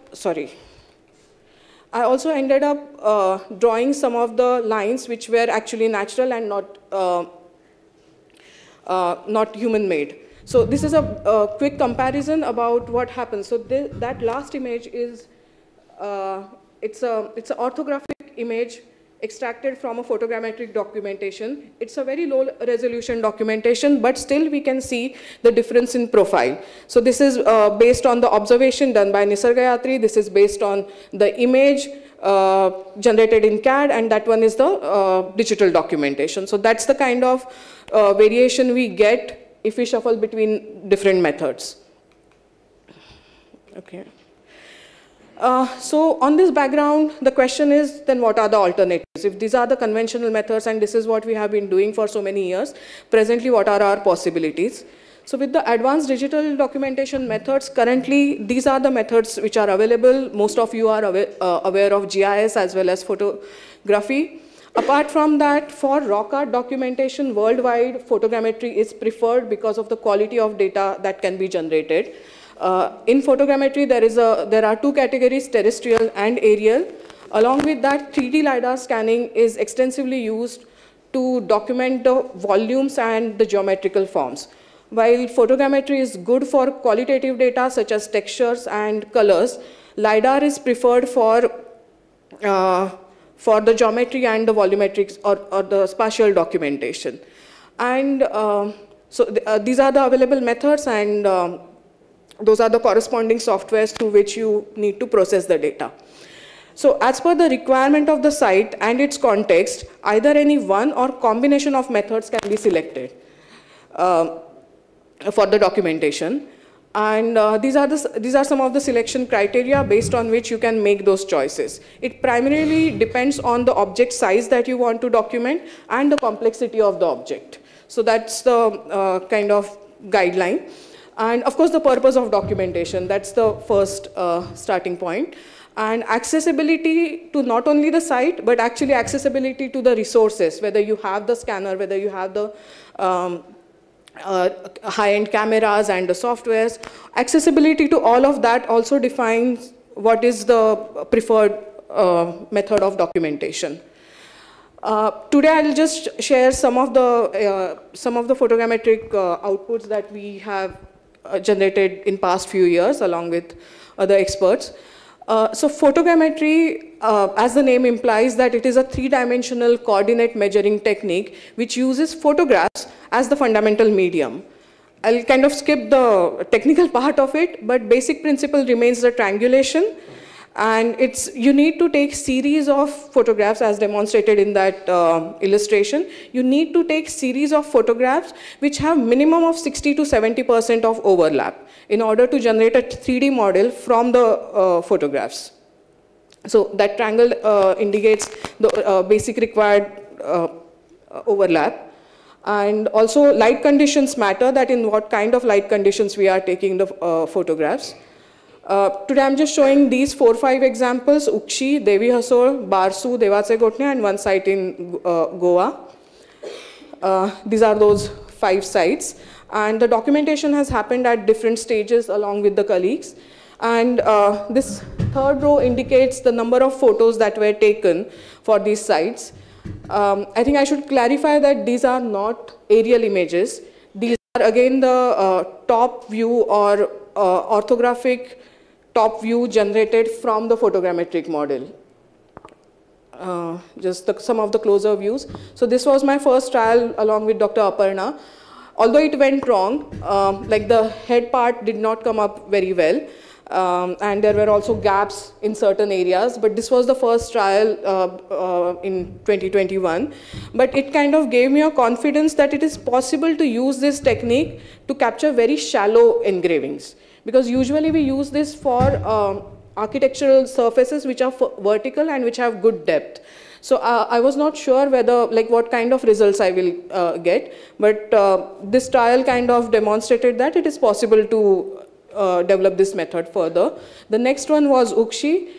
This is one very basic trial only with the help of 20-25 photographs. These blue patches indicate position of the camera, and through these photos, this particular model was generated. This one was another trial with more than 360 photos. So the accuracy and precision is a lot better, and visibility is also a lot better. I already showed you this image earlier. So in comparison to the previous image, so this is the actual photograph, and this is a view extracted, similar view extracted from the photogrammetric model. You can compare the similarity, you can gauge the similarity from this particular image. This is another example, Devi Hoso. This was one of the most challenging site to document because of the varying depths. And another issue was also that usually there is a water retention in this corner. Most of the digital methods don't give good results, or they act funny when there are reflective surfaces. In built heritage, usually we come across mirrors, but like for the open sites, water is a problem that you can't get good enough results if there is a water stagnation. So this is another view of this area. So it's a kind of cut section from this area. One advantage of creating models with these methods is that you can have different angles or viewing points which are not physically or practically possible by naked human eyes. And yeah, so this is the profile that is generated from that particular model. So here you can understand the varying depths of the carving. This is a slightly closer view. So for this particular model, more than 800 photographs were taken in particular manner, and those photos were processed. However, I could not go till the last stage because of the how do I convey? Yeah, so this is called dense point cloud data, and the next stage is mesh generation in the software. And that is where right now you can see these are just all points, there is no surface. But I could not create mesh for this particular model because it was too heavy for the even the high-end system that I have. So that is one major challenge that we are facing. This is another example from Barsu. This model came up fairly well. And even I was able to generate mesh, but I'll come to the issues that regarding that mesh model as well. The surface was properly generated. These are some of the stages of processing. Again, those are locations of the, or number of images or locations of the images. And this one particular image depicts, it's called point confidence or density. Whether how accurate your model is not, that can be gauged from the color indicators. And these are some of the results. So this is a cut section. Depth of this particular engraving is hardly 1.5 centimeters. And also it is consistent. So you can extract these kind of sections to understand the varying depths. This is Pansamor from Goa. Again, this is a top view of that particular engraving. I think close to some 300 or 398 photos were taken for this one. This is the profile of those grooves. Yeah, the similar view, further closer view. Again, this is only point cloud data. I hope it is visible from that side.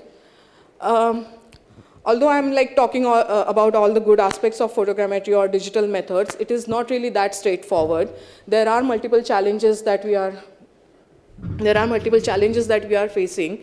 And in comparison to the other methods, photogrammetry, the close range photogrammetry is a labor intensive task. And also you need to manage your timings and how you're performing on site very meticulously. So in relation to that, drone photogrammetry and LiDAR scanning is easier, but problem with drone photogrammetry is that because these are very shallow engravings, you will not get the similar results from drone photogrammetry because the data capture happens from distance. So you really need to take photos from close range, which is approximately of anywhere between 2 feet to 5 feet. So that's the distance that I have been following. Apart from that, the major challenge is the porous surface of laterite. What happens is that if this same surface, if I document this same surface of the granite, the kind of data size that will be generated will be far lesser than the laterite itself. So this is one, I don't know if you can see it from there, but this is eye of that Ukshi elephant. And all the white spots that you see, those are the gaps, and because the surface area is too much because of the porosity, it ends up generating too many numbers of points, which increases the data size, and then the model becomes unmanageable. Also, as I mentioned earlier, the mesh generation, the surface creation stage is where the quality loss happens. So this is what I mean by the quality loss. This is point cloud data, and that is the mesh generated. Because of these all voids, software algorithm ends up calculating the surface, and it generates the surface which is not there. So basically the quality loss is happening at that stage, and then probably from analysis point of view, you need to gauge whether it is really useful or not. Yeah, also the close range drone photogrammetry can be difficult because of the magnetic deflections probably. So that is one aspect that needs to be explored further. And from my perspective, of course, documenting the horizontal surfaces are a lot more challenging than documenting the vertical surfaces. This is one example, or this is one comparison. Most of you must have seen the Mahabalipuram carving.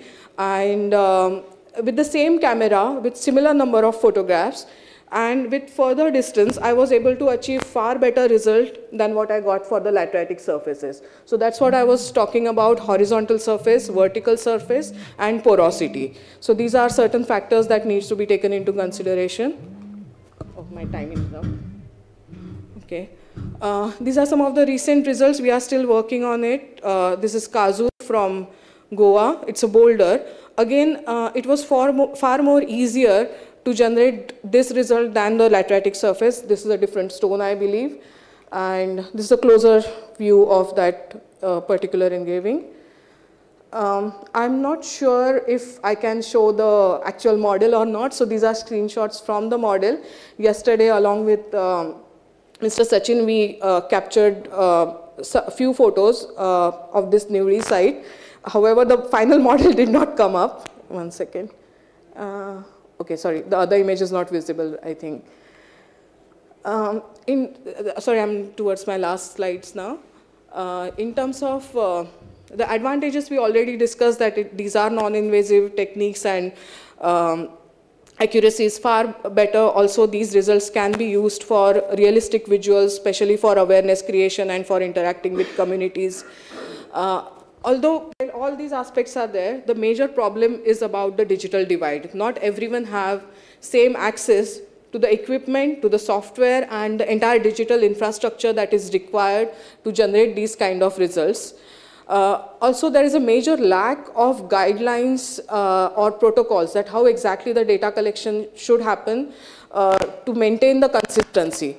Hence, there is also a need for formulating strategies to use digital tools to create comprehensive repository of knowledge which is also accessible. What happens also sometimes, because although the data is generated, it may or may not be accessible. So not having access to the data is as good as not having any data. So that is one aspect that needs to be discussed further. And there are such repositories in other parts of the world. I believe that we can also aim for something similar. These are some of the examples. Arches is one platform where they are collecting data and making it available in a very standardized format of various cultural sites. Another platform is Open Heritage 3D. Both the platforms are GIS integrated platforms, so that's the main advantage of it. Particularly Arches also, particularly Open Heritage 3D also gives access to the raw files. So anyone can document those raw files and generate their own model. So that is another advantage of such platforms. But the copyright issues and these things are not very well defined. Another good example is the Scottish Heritage Project. I believe Siley is going to visit that project soon. They have made available more than 500 photogrammetric models online. So anyone can view those models, analyze those models, as well as kind of even share back their own inputs on those models. So this is a good repository, it's a good example. And what is interesting part of this particular project is that many of the models or most of the data was generated along with the community participation. So there were training programs for the local people, and then through that the data was collected and the guidelines for data collection to maintain the quality were defined. during those training programs. So they have documented like few thousand sites, and more than 500 models are already available online. So these are some of the examples that probably we can try to follow. Another example regarding digital documentation and the multiple usage of these, this kind of documentation is this final passage documentary. It is available online. It's a 28-minute documentary. Please go through it. What fascinated me about this documentary was they created the historic, not historic, what is it called? Ancient kind of environment through that digital documentary, where you can view these paintings in the torchlight. So I'm sure your interpretation would change if you are viewing it in different light, if you are viewing it in different environment altogether. So these are really certain good examples that we can explore further for Konkan geoglyphs as well. And yeah, thank you for your attention, and I would like to thank everyone for their support. Thank you so much, Mrudula. That was fascinating to see the slides and pictures. You want to show the model, or are we out of? Would anyone like to see the actual 3D model? Then only we will switch. Otherwise, it's fine. Yeah, please. Okay. Go ahead, sir. Huh? Q, sir? You want to do question answer? Switch के लगा तो laptop जोड़ना लगेगा। तो 3D model दिखाना चाहती है, उसके बाद चलेगा sir. So she'll be actually able to show how these models are generated. Capture किया है, वो जो लास्ट स्लाइड उसने दिखाया है, उसका result.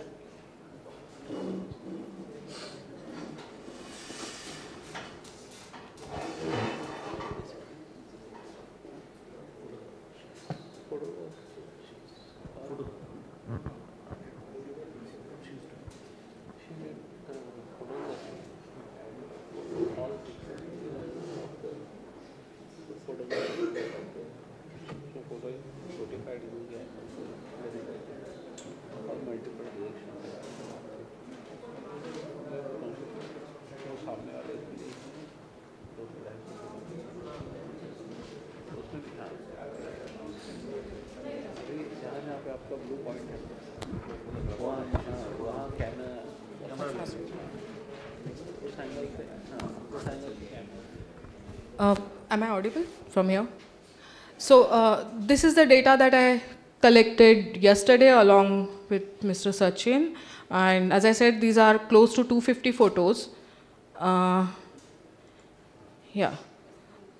And this is just the first registration to check whether all those photos get integrated or not.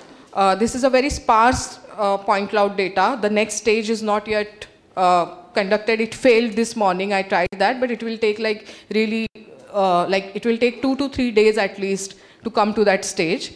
On another model, I can show you that stage. So this is, this is Devi Hasor, the square abstract, and yeah, so this is that sparse point cloud data. This is the dense point cloud data. And this is a perspective view.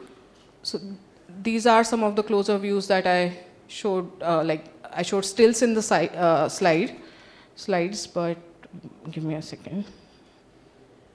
Yeah. And main advantage is that all this is measurable. Yeah, I think the depth is visible, right? Yeah. And wherever you want, it is measurable all across, and depending on which software you are using, you can integrate it with other data sets as well.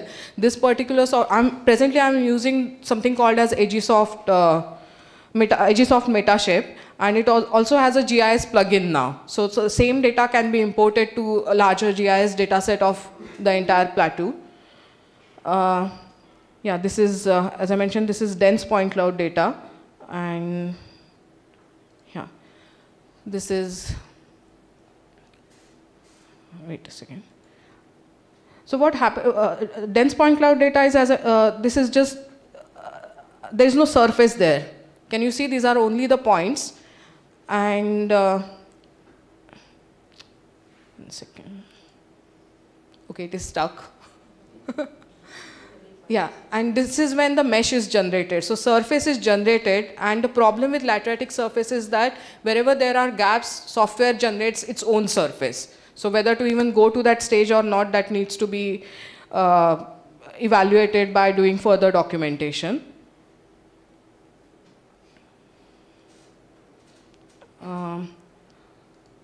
This is Kazur model. I have taken some close to 900 photos, but right now I have processed only 200 photos just to be able to see the form of that boulder. And yeah, so this is what I meant by being able to document as per its existing conditions. So all the cracks, all the surface deformations, patina, everything is precisely visible. It is not really subjected to any sort of, like, the difference in human understanding. And I can view it the way I want. Presently, whoever has visited this site, they will realize that presently we view it like this. So actually we are viewing it ulta. But now that I have the digital twin of that boulder, I can view those engravings in proper format. So yes, I think this is what I wanted to share. Yeah, so one more aspect, one more possibility is that the software also allows you to generate these kind of reports which can be compared.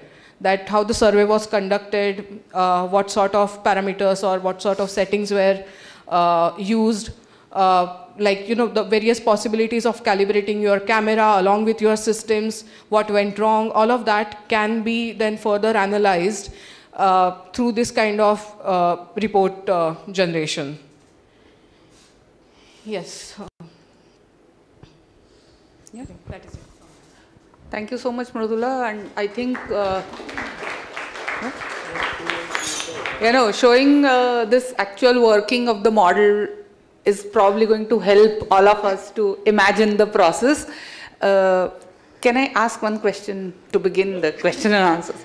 So you mentioned that low-range drone photography may have issues due to magnetism in laterite. So I wanted to know, have you heard of any problems occurring from any other experiments? One discussion I had was with Maniaras only, that he mentioned that he had to hold the drone above his head so that there is no direct contact with the lateritic surfaces. And I was also discussing, we have a customized drone because now in India, DJI, Phantom, everything is not allowed as per DRDO guidelines. So we have customized a drone which is useful for documentation of historic buildings, which has sloping roof and all of that. So during that process of customization, I was closely working with the agency.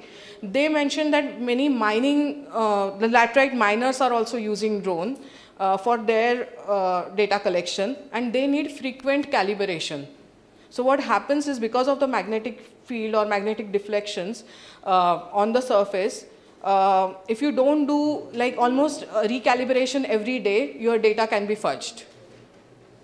So this is the information I received from the agency who was customizing it for us. But I have not used drone for these sites yet. Yeah, so I was just wondering that if we could use drones, say, to fly at 5 or 6 feet of height, maybe a lot of time can be saved of clicking the photos, and we should try that if you are willing to compromise your drone.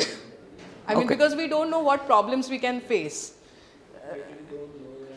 Yeah, the close range drone photogrammetry we should definitely try, maybe with some old drone. So even if it is damaged, we should not worry about it. Okay, thank you. Questions? Background. Will it be eliminated in all your cases?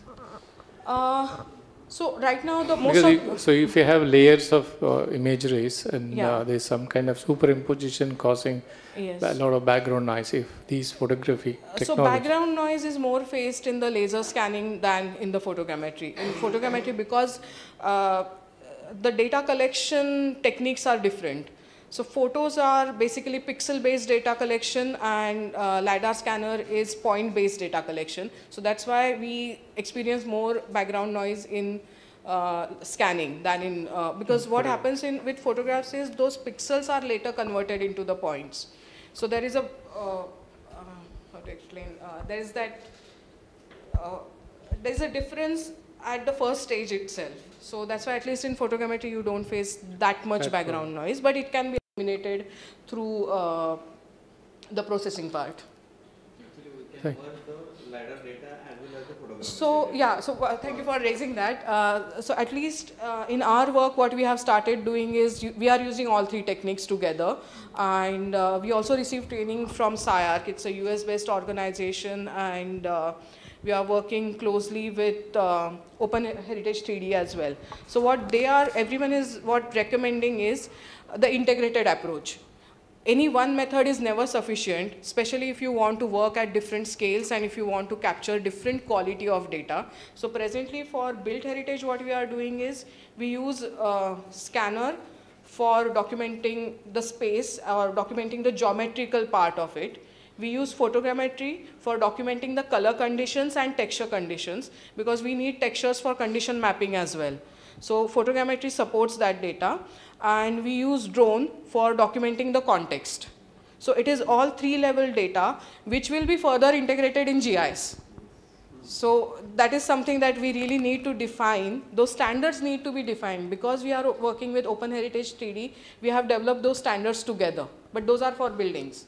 So for these sites, we really need to work together to develop. You have those option standards. for grayscale images, grayscales, without any chromatic, expressions. I mean, are you talking about the images which are black and white already? Yeah, in a way, black and white, but. So there are some experiments in Italy and Germany. There is University of Pavia in Italy. They are experimenting with, and even Historic England in UK, they are experimenting with the archival images taken or the old images taken during Second World War. And if photogrammetric models can be generated through those photographs, they are experimenting with it. But the problem is with old photographs, so see, software algorithm calculates position of the camera or the scanner. With old photographs, those positions are not known. We don't know. So that's what I think algorithm-wise they are trying to resolve that problem.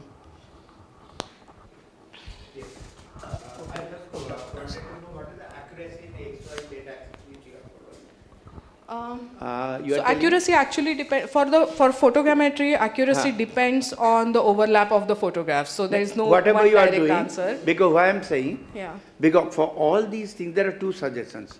You can generate a very good slope diagram mapping, Yeah. because that will help in conservation. Because whatever you say, the water moves like this is the eye judgment. But if you can generate a slope diagram from each of these depictions and cross-check it in the rainy season. Yes. And that will give you the guide for the conservation. Another advantage with this, because if the accuracy is, say, But it is in mm. How many? So that's what it depends. Now, why I'm saying these photographs, if it's a good accuracy, it can also be used for calculating the deterioration in every year. So Even the small particles. Yeah, so because you micro-erosion overlap, can you have be got the calculated. point clouds, and next year again you have a comparison.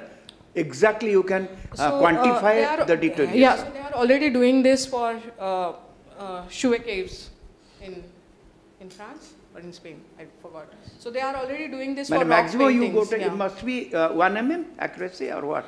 I don't know. That's what I was trying to say, that in case of photogrammetry, the accuracy depends on the quality of photographs and On the an overlap. average, I but want you to can know. achieve accuracy, achievable accuracy is anywhere between 2 to 3 mm for kind of, for photogrammetry. I think I'll cross check and I'll come back to you. I'm more well versed with 3D scanning. Photogrammetry is not my domain.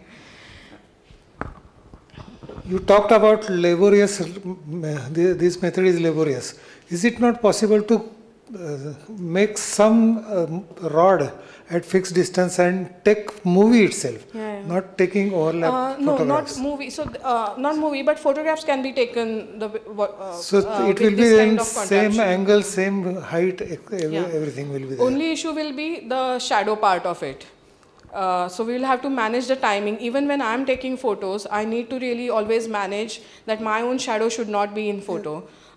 If we generate any sort of trolley or any kind of equipment through which we can take these grid-wise photos, only thing that we need to ensure is a right kind of, it should be minimalistic and there should be minimum shadow. So yes, it can be perfectly possible. And my second question, is there any provision to ignore the small pores so that false surface will not be generated? So what, it must be possible. What Dr. Hemant suggested, so basically the data integration, if we are using LiDAR can penetrate penetrate through the pores as well. It hits the surface and the pulse is captured back in the scanner. So if we do use both the methods, LiDAR and photogrammetry, then that problem can be resolved. Just one thing. Do you feel that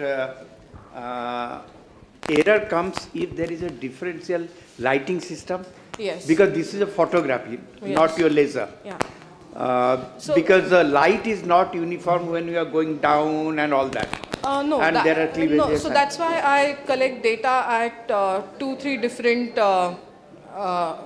from the 2-3 different heights. Okay. So for capturing the depths, I really go close to the, it's like, it's taken from 1 feet and also the timing of the day. But when you are taking 100, 200 photographs, it might be taking quite a good amount of time. Yes, it does. So lighting varies. So now how do you correct it? No, so what I do is, ideally ambient light is preferred or like consistent light is preferred.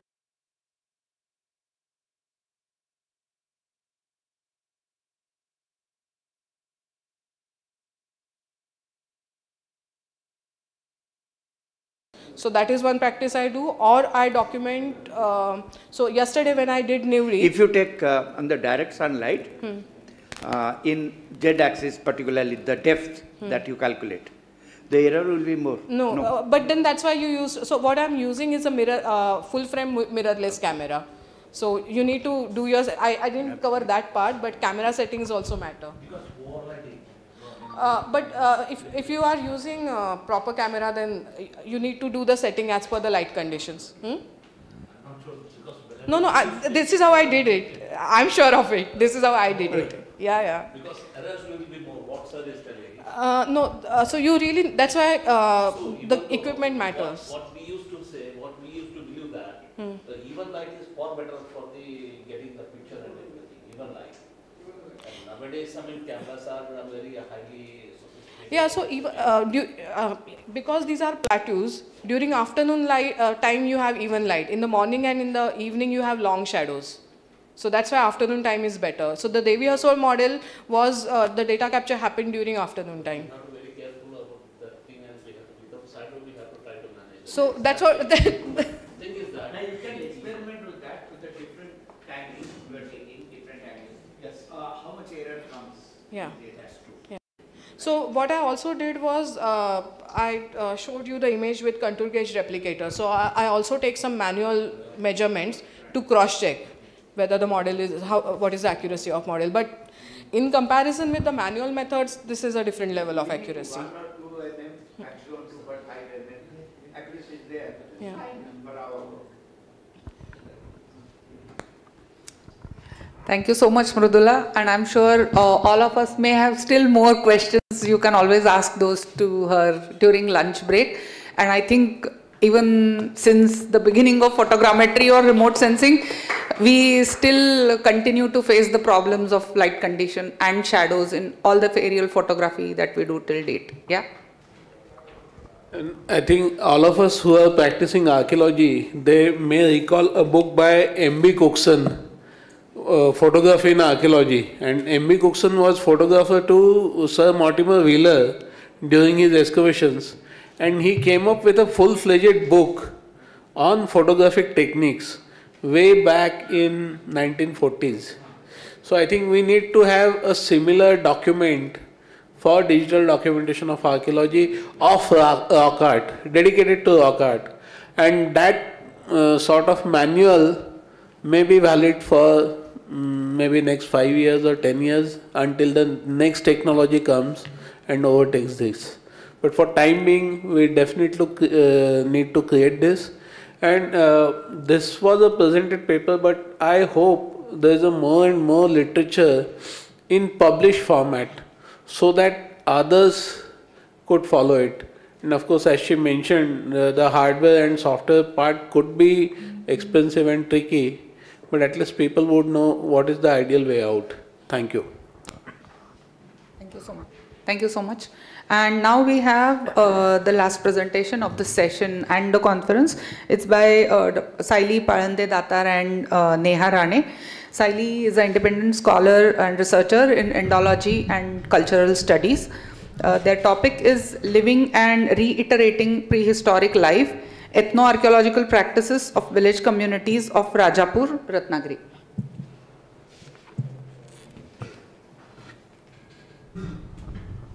Hello everyone, and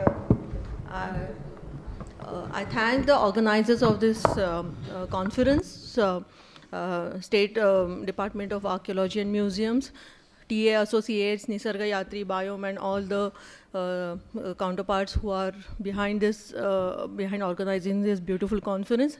I also apologize for shifting my presentation today because it crashed in the morning, so I have tried to put up a new one for you, and where I will be mainly talking about the ethno-archaeological approaches.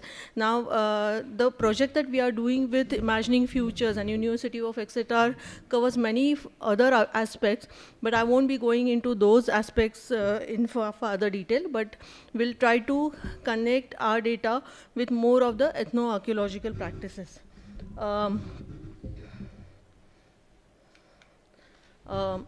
For our study area, it was not possible to choose a big range where we find all the geoglyphs or where where the Sada landscapes are present. So, in order to kind of contextualize everything for a certain area, we chose area between two rivers, Tivre River and the Arjuna River, and we chose two Sadas, the inner Sada and the coastal Sada, so we can have a kind of a comparison between both in Rajapur. And it also covers the area from inland to the sea. So the sea coast is also covered. The research design here we followed was from below and all around. So from below, what I mean is where we are looking at the traditionally knowledgeable individuals, we are talking to them, we are interviewing them, we are having various focus group discussions, and we had very lengthy interviews with them. Plus we also had joint field visits to various places. So generally, as Dr. Aparna has said, that these sadas are conceived as wastelands or areas with less productivity, we try to talk to the locals and understand their connection, their biological, ecological, and cultural connections with that Sada landscape, and look at it from various stakeholders' angle, because not single point of view is enough to understand this complicated and enigmatic Sadas that we see. So, and in order to complement that with a scientific approach, we also did our own site visits for biodiversity, for documenting the rock art, other art, historical heritage, archaeological sites, and so on. We also are looking into the secondary literature such as archives, looking at the land management regimes, looking at how the ownership has changed. So here we try to use the framework that is offered by PBR, that's People's Biodiversity Register under the Biodiversity Act, and we try to imagine the landscape, lifescape, and the peoplescape of that Sada landscape. And in that, we try to combine various disciplines, as you see here, to understand this entire connections, interactions, and practices on Sada landscape.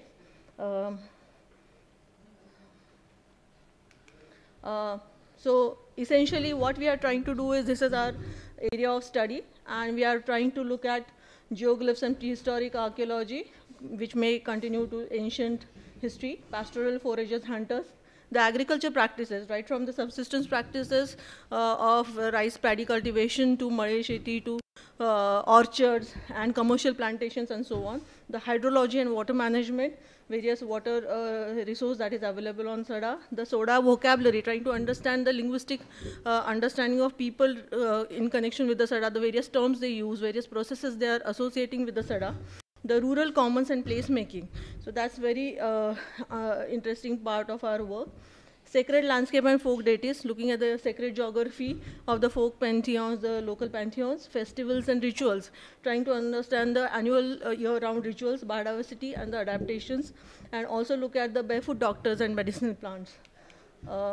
So for this presentation, we will be drawing a lot of information from the interviews, focus group discussions with the locals, and the oral traditions that we have come across. And here we try to interview them with the consent. Now, many of the traditionally knowledgeable individuals sometimes find it difficult to share the information because it is sometimes related to with their profession, like barefoot doctors, or even the hunting information, for example, is very sensitive and it's actually termed as illegal. So for us, it had been a big struggle to also maintain the animosity of the information provider and to document this. But we have followed the consent, very strong ethical and consent regime. And we are trying to generate the hypothesis from the initial pilot data and then test it again going back to the field. So to start with, placemaking and location significance of geoglyphs, we cannot look at the geoglyphs and geoglyphs clusters in isolation, but we need to look at them in the landscape approach. And here we see that the resource distribution and access is determined by the geology, hydrology, and ecology of the area. And these areas, of course, are not pristine landscape which are away from human presence. The human presence has been on this Sada for centuries together. So they have in turn shaped and reshaped the Sada through their livelihood and cultural practices. So we have been tracing the access routes of the past from the memory and as well as the present access routes, trying to plot them, make maps around them. So various Sada elements are kind of identified in this process, where we look at the perennial water stream intersecting the plateau, the slow forest, forest clumps, sacred groves, rocky outcrop, fences, orchards, Sada Sheti, which is a very typically adapted Sheti for the Sada plateau farming, grasslands, seasonal pools, the edge of the Sada, which is called Dhar, the sacred trees with platforms which are protected, the Pakhadi or the Ghati, the steps and pathways leading to the places, seasonal settlements and raised machans on the Sada, resting places, Gothan, where the sheep stayed or the cattle shed is made on seasonal basis and so on. And then situating the geoglyph on the Sada based on that.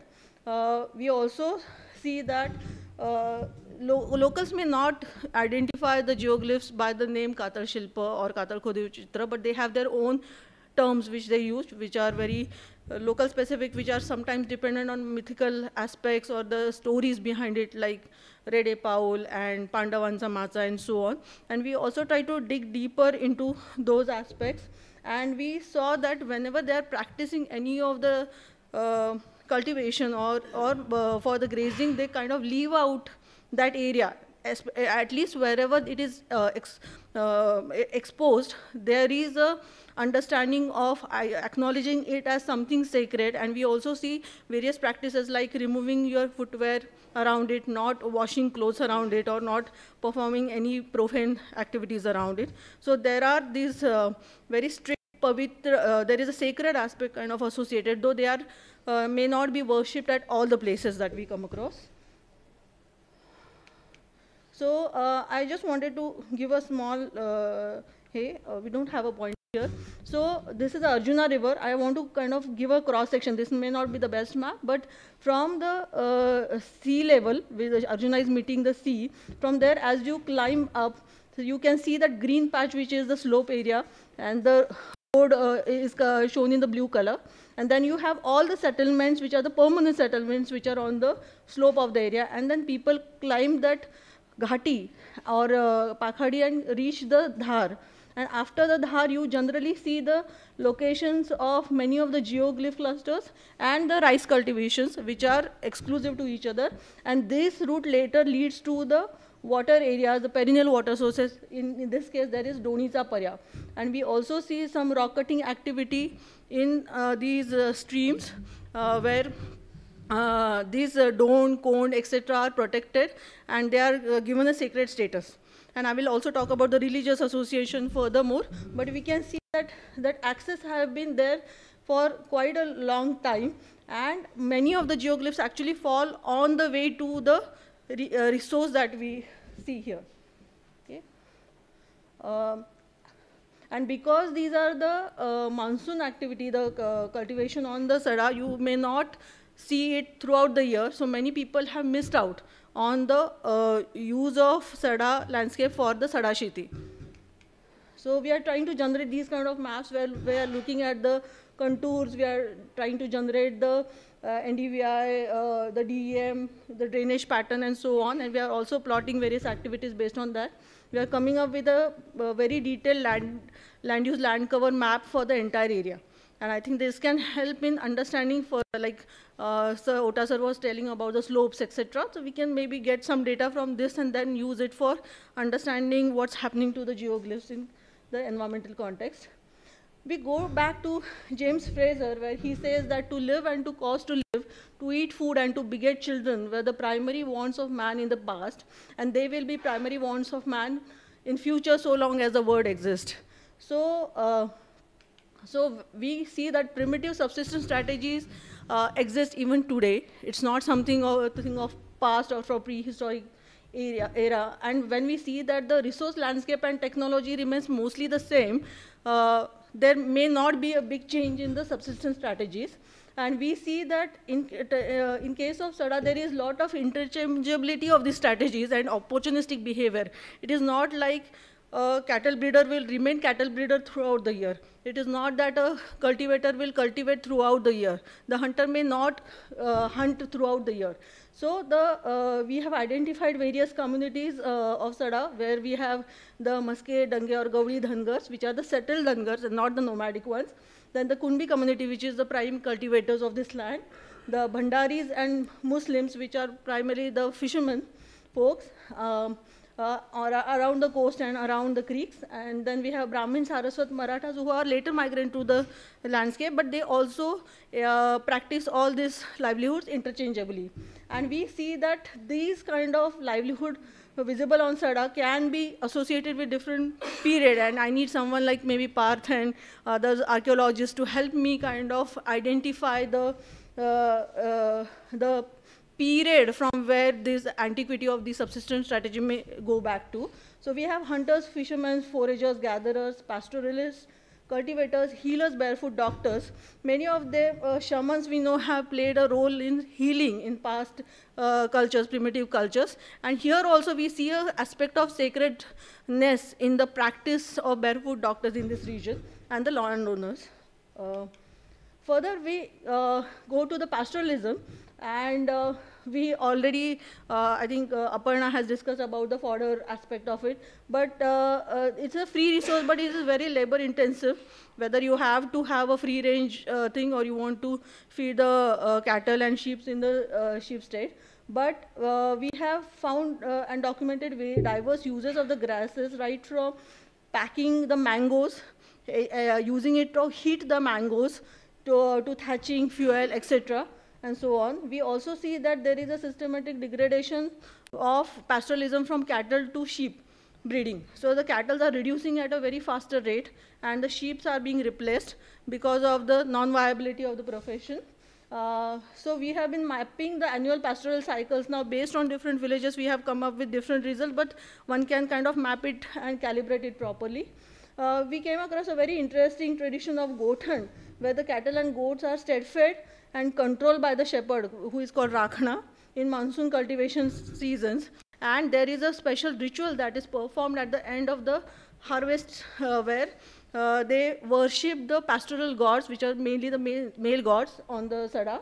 And that goat ritual is performed. And interestingly, they also offer the prasad to the geoglyphs. So we have this particular katar called Nandrukacha katar in the coastal Sada, and it is offered.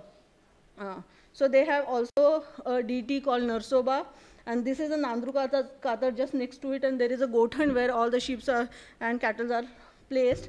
And they cook the feast there itself. It may be what we call godacha or tiktacha naivedya. So it also has a non-vegetarian aspect. And then they offer it to the tiger and the wild boar in this area. This is a site which I'm not sure whether has been documented by elsewhere, but we found around 15 odd geoglyphs on this site. This is on the coast near Nate. We come to the barefoot doctors. So we have enlisted around 120 plant species utilized for traditional medicine in this area. These medicines are administered for all kinds of ailments. They can be physical, they can be mental, veterinary purpose, because we have many dhangas practicing this, and lot of in the absence of PSC or the treatments are not as great at the PSCs and the veterinary establishments by the government. People go back to and prefer to go back to the barefoot doctors. They also sometimes treat the supernatural aspects with spirits and so on. The Dhangars, Bhandaris, Muslims, Brahmins, Kumbis, women, all are seen to be involved in the practice, and it is generally passed based on the generational exchange, or someone takes an active interest and learns it from the person through mentoring and so on. Barefoot doctors follow very strict rituals and secrecy in the location of the plants, the way the administration is done and the preparations that are done. They generally don't prepare anything and keep it, but most of them are freshly prepared and procured. The rare medicines are conserved in certain forest patches, and they mark it also. So this practice differs from Ayurvedic and allied practices. When we try to look at the overlap, it is very less. Then we also try to do the doctor profiling. This is a free service, as I said, and it's passed through the training. And now we see a great reduction again, because they feel that the practice will be correct. So they are not ready to pass on the knowledge to everyone. Common ailments we have discovered includes lack of calcium and magnesium, which is not a surprise looking at the landscape devoid of these minerals. Bone injuries, jaundice, skin diseases, strokes, and snake bites. So no fee is charged, as I said, and it's not the main profession of the people. So we try to collect data based on these formats, and my intern, Prerna, being a doctor herself, had a great insight from the allopathic medicinal perspective to look at these. And these are some of the barefoot doctors we have been interviewing. Some of them even do the what we call Hadavidya. They joining the bones, etc. And they have we have women involved as well, and we did some field visits along with them. Then the subsistence cultivation practice, Sada Sheti, is what we thought was a very great adaptation and innovation by the locals, where they are trying to cultivate in a near upset soil cover. So the soil is kind of prepared and replenished through organic and protein material from the seasonal pools, which are called bowls. And magnesium is reinstated through burning practices like bhaza work. Then the area is called khari, where the farm beds are prepared using rave, which is the soil. And germination is not done like a paddy field where they make mud is not used. Actually, they do a dry germination kind of thing, and they use a very shallow plow. And sometimes they don't need. In most cases, we have seen they don't need a bull. So this kind of practice is where the bull is optional, and I think that kind of explains in certain ways the paucity of bull in many of the geoglyphs. So we see that they participate in active protection of crops against raids by seasonally staying on the Sada during 4 months of monsoon on machans and so on. They have their own houses built with laterite stone. The indigenous varieties of rice, ragi, the finger millet, barnyard millet, sisme, kulit, the horse millet, indigenous varieties of vegetable pulses are grown during those 4 months. We see that if there is a better community effort, there is a better success to these kind of things, because then they collectively can protect against the crop raids. But this is again fast vanishing, and we could not observe it in all the villages that we saw. We see that this practice is less less capital intensive and is profitable, in fact, if compared to Maheshetian orchards in many places. And we are doing the detailed mapping of the agriculture calendar here. So I'm just trying to show you, this is the rice cultivation during the monsoon, and before monsoon, they also have a 15 days early start to the entire process by germinating in the May itself, rather than waiting for the rain. So they are not depending on the monsoon rain for the germination. And you see these beautiful farmsteads where the zhodne or the harvesting, etc. is done. These are the kind of houses you find on the Sada, which are also elevated. So sometimes when I look at this, and one can understand without digging any foundations or leaving any material remain, they have a way of building something from where you can view things from the top. So we should ask around whether these kind of things can be installed to look at a geoglyph, for example. I'm not sure, but it doesn't need any digging of lateritic stone. Then we come to the hunter-gatherers and foragers. So we see that they practice active hunting for leisure and prevention of crop rest throughout the years in groups. And these are the kind of animals generally they go for. Wild boar is the main hunted animal. Then we have wild-haired deer, small mammals, quails, partridges, fowls. Freshwater fishes, we found around 5 different species of freshwater fishes in the perennial streams, which are available throughout the year. Crabs, snails, beehives, and estuarine and riverine fish are also captured.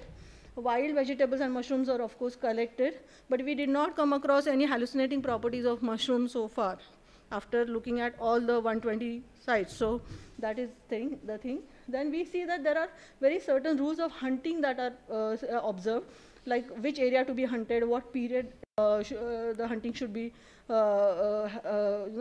happen. They also exempt pregnant females and young ones during the hunting. So they have certain rules. And we then look at again the parad, which is a ritualistic hunting done at certain places for the mother goddesses in that area, or the fertility cults. So here we see that the parad is a hunting ritual for mother goddess, the female deities, and they have a very specific assigned animal for each village, and which are sometimes also act as a mount of that folk goddess. And we see that they retired the prehistoric life. When they go for this kind of hunting, they abandon their houses and the settlements. They live in the open near the water. The rudimentary tools are used. No gun is used. Hunting devices are very rudimentary again. No return to homes till the hunting is done. So last year we recorded that Govard, one village, remained in the field for 45 days. The group of people to get the hunting done because the goddess would not allow them to come back. So this is the kind of strictness one sees when they observe this parad ritual.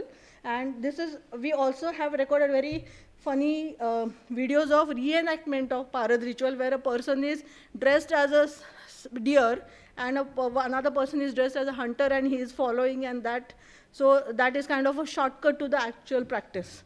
So this is also observed at certain places. We see that these rules of hunting are stricter and supervised by the mankaris, the clan representatives and priests of the goddesses. And the rightful shares are distributed amongst the entire community who is involved in the hunting. And we see that the kunbis and are mainly involved, and bhandaris are mainly involved in this kind of ritual. The carcass is sometimes brought, and we have recorded certain places where they are kept on geoglyphs. And in certain places, the offering is also made to the geoglyph. So these are few of the things we are, and I just wanted to point out one of the geoglyph of boar with there are 2 boars. The younger boar is actually pierced with an arrow, and the place is also called Dukrachi Mardi, which is the hunting ground of the wild boar, which is between their settlement and the rice field. So we come to the religious traditions associated. We have come across many rock cut structures, caves, monolithic temples in our area. For example, I'll be presenting this group of 5 rock cut caves which are near the Rajawadi. And these are around 150 to 200 meters from the geoglyph cluster, nearby geoglyph cluster. And cave site is located on the banks of a perennial stream, which is now converted into a cashew orchard, the one bank of it. No sculpture monolithic or installed are reported from any of these cave cells. Out of these 3 cave cells, 2 appear to be unfinished, and empty platforms are seen in the 3 caves. The biggest cave is a 2-cell unit with rectangular door frame and square platform. The door frames are plain, and there's a typo there, and devoid of any visible ornamentation or grooves. The group, based on the architectural similarities and comparison to Katargav, Zavde, Pangari, and Vangode, etc., can be dated to 4th century to 6th century.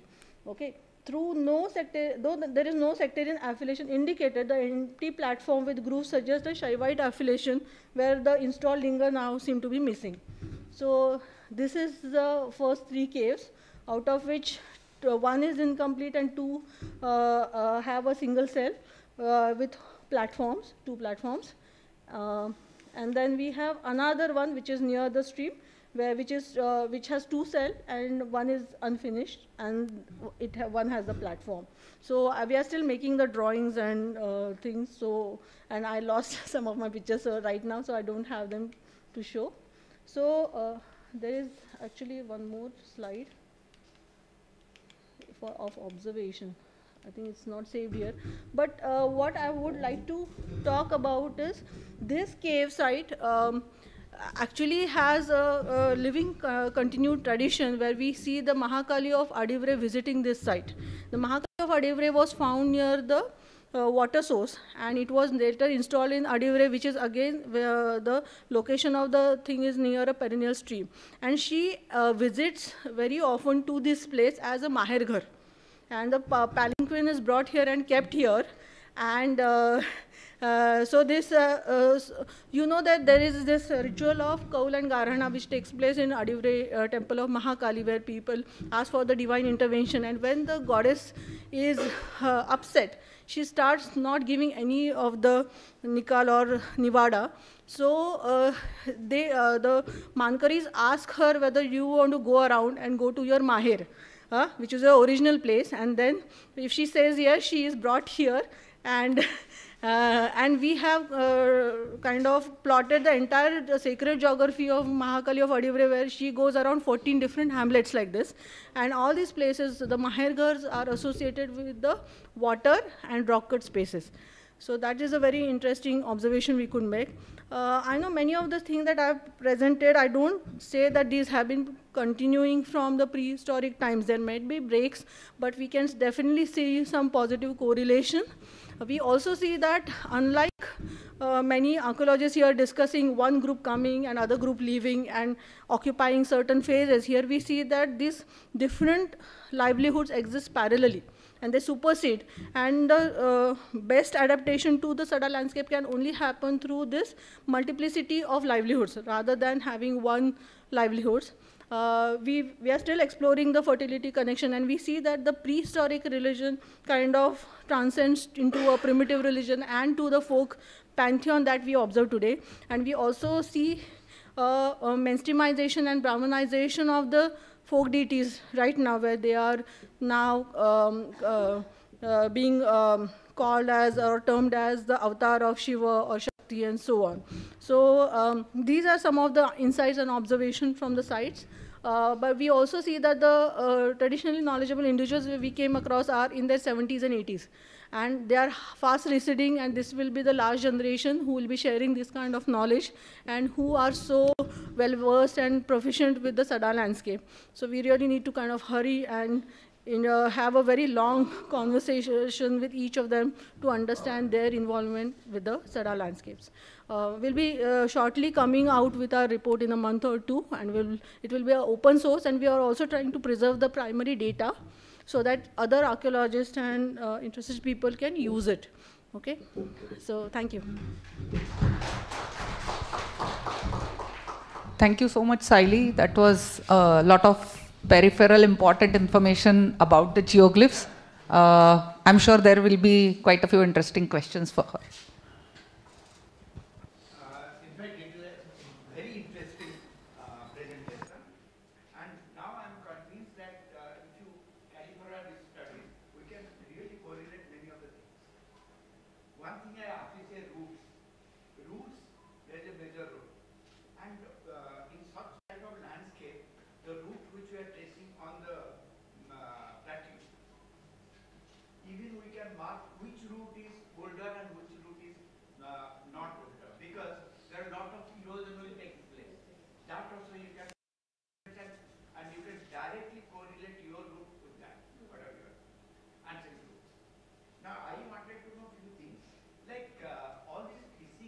with the fresh water. What about the creeks and all that?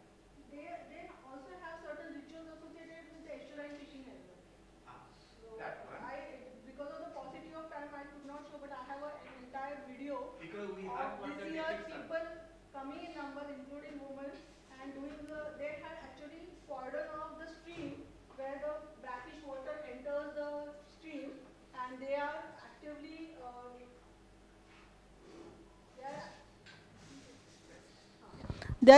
using their handmade fishing nets, which are, we have documented all those different kinds of fishing nets for different kind of fishes, and they block that area and do the fishing. They kind of trap the fish. So Whatever the forest resources, as some sort of a plant food. yes. And are you, some sort of a quantitative analysis and carrying capacity of that? Because there are remnants of the forest. Yes. And there you can do some sort of a quantitative analysis, and carrying capacity for the Sada area can be projected. One, and particularly the plant food needs. Okay. Now we can calculate that. Okay. Because there was a forest dependent. I fully agree with you that it's not that these cultures, fishing or gathering or pastoralism or agriculture, they are all at different times. No, they are contemporary. Everything was going on in different groups, and even if agriculture is partially depending on the forest dependent, those are all going on. Now, some sort of ecological needs and quantitative analysis to help to understand the forest dependence and seasonality of availability of the plant foods.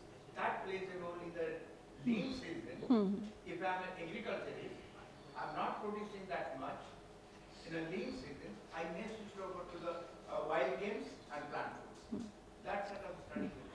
We are doing the seasonal cycles, of course, but I find it a bit difficult to quantitatively map the resource use, because the resource use itself is fastly diminishing. We can do it for fodder maybe, but I don't think... some remnants, forest remnants, like sacred groups are there, mammals telling, there are remnants. Yes. So we can project in what sort of landscape we are getting that, and that can be projected. Of course, there will be some errors, but we can quantitatively calculate, and the ecological needs can be projected. I'll contact you for certain methodologies for the same, sir. Thank you. Otherwise, it's good.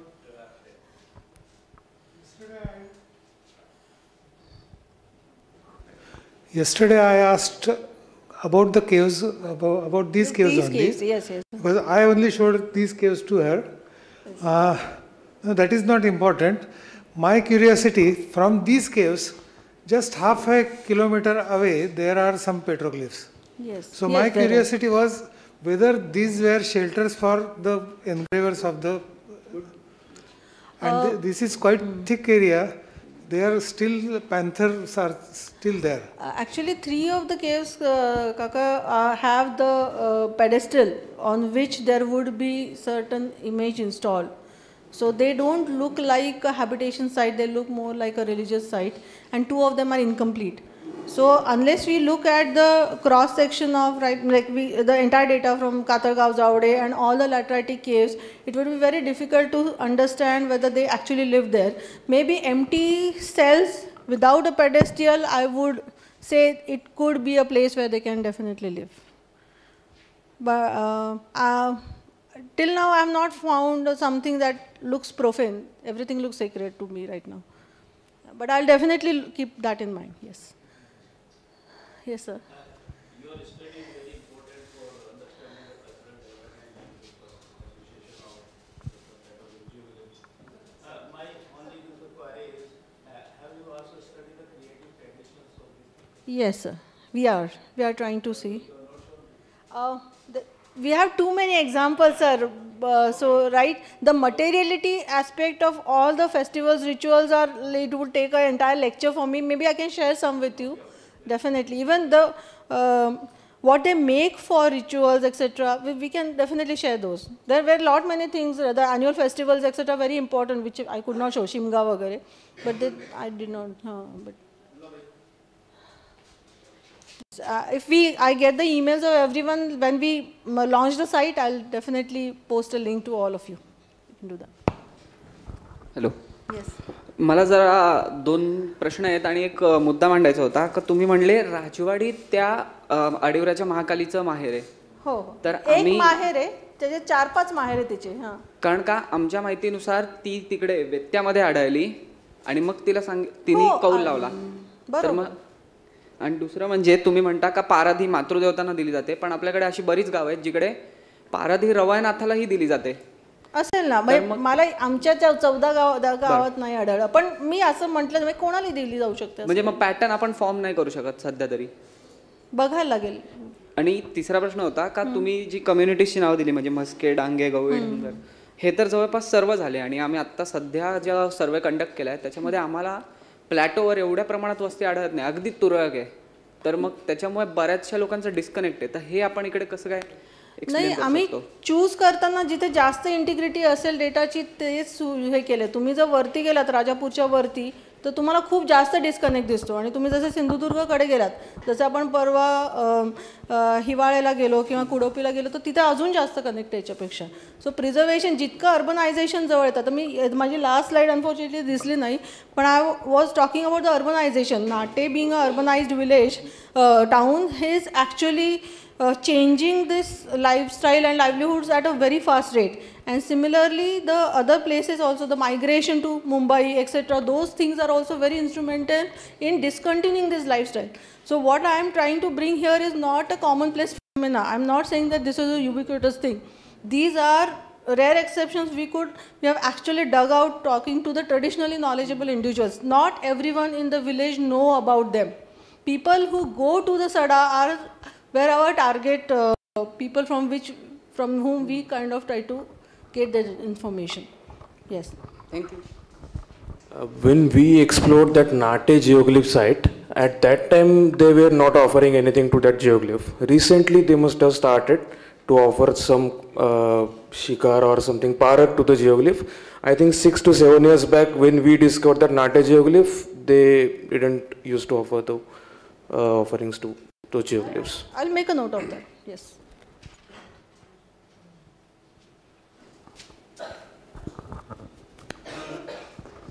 Hello. Hi. So one of my question was the same, because you mentioned about the Dev Parad and it's not necessarily for mother goddesses, because these are for the associates. In these 14 villages we could find them for mother goddesses. And do you have the evidence which is orally narrated for the mother goddess? Or we have the entire audio recordings.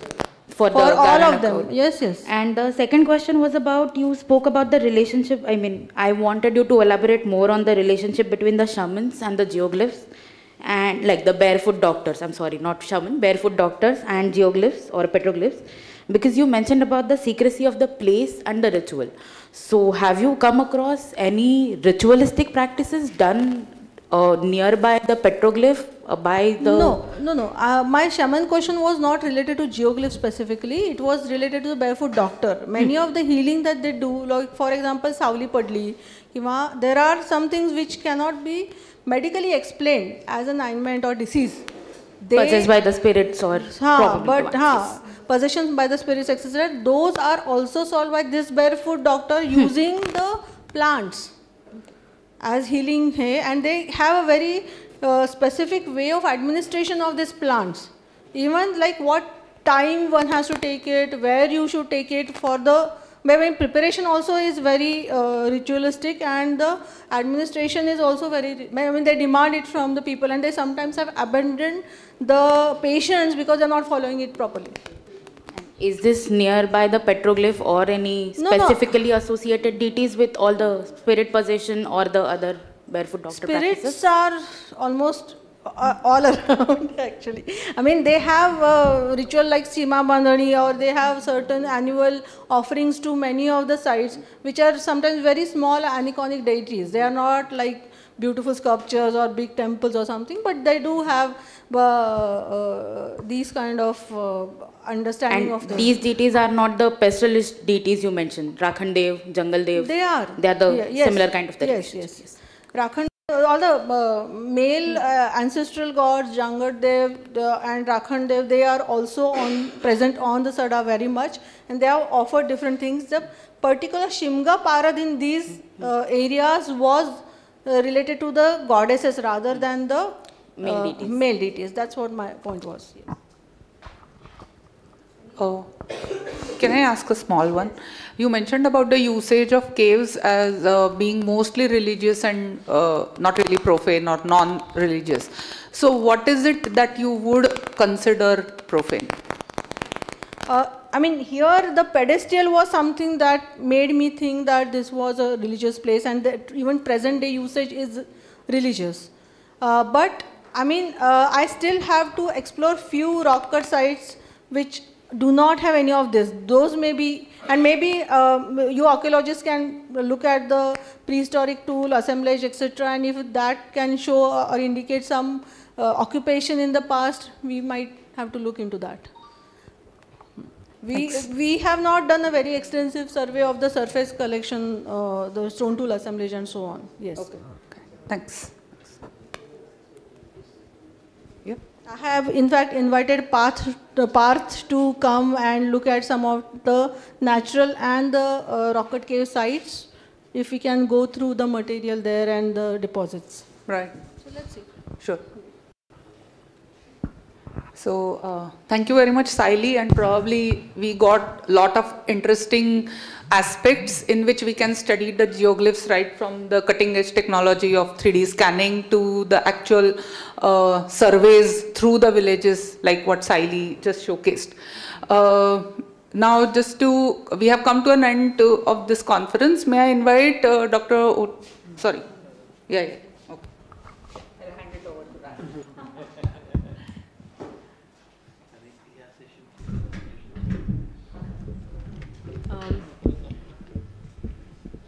Thank you, Pallavi Gokhale ma'am. So we'll be felicitating our speakers and moderator. I request Shri Hemant Darvi to please felicitate our speakers first. Akiala Imchen.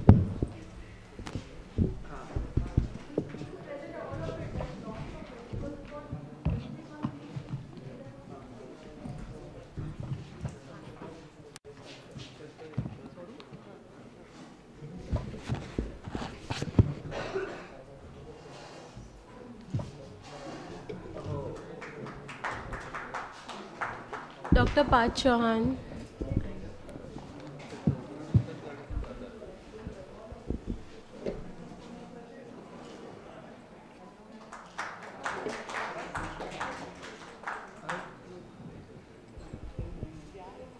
Dr. Riza Abbas and architect Tejaswini Afre.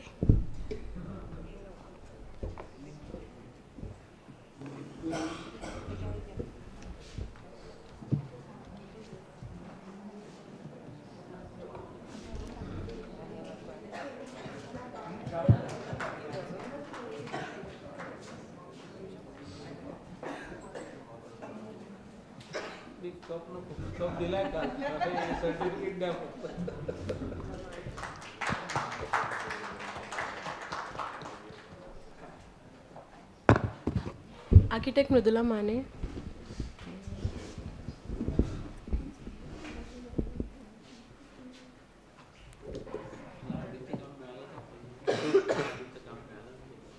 No worries.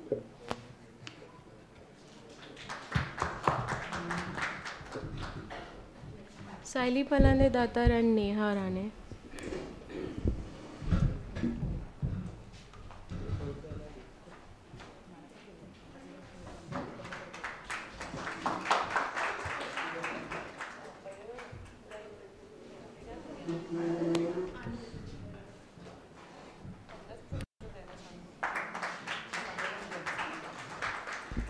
And the moderator of the session, Ms. Pallavi Gokhale.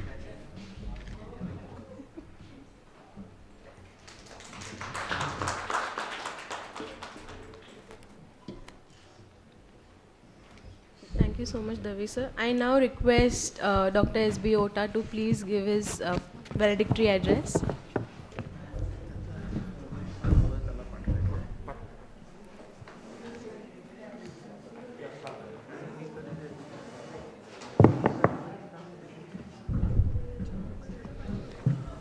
friends.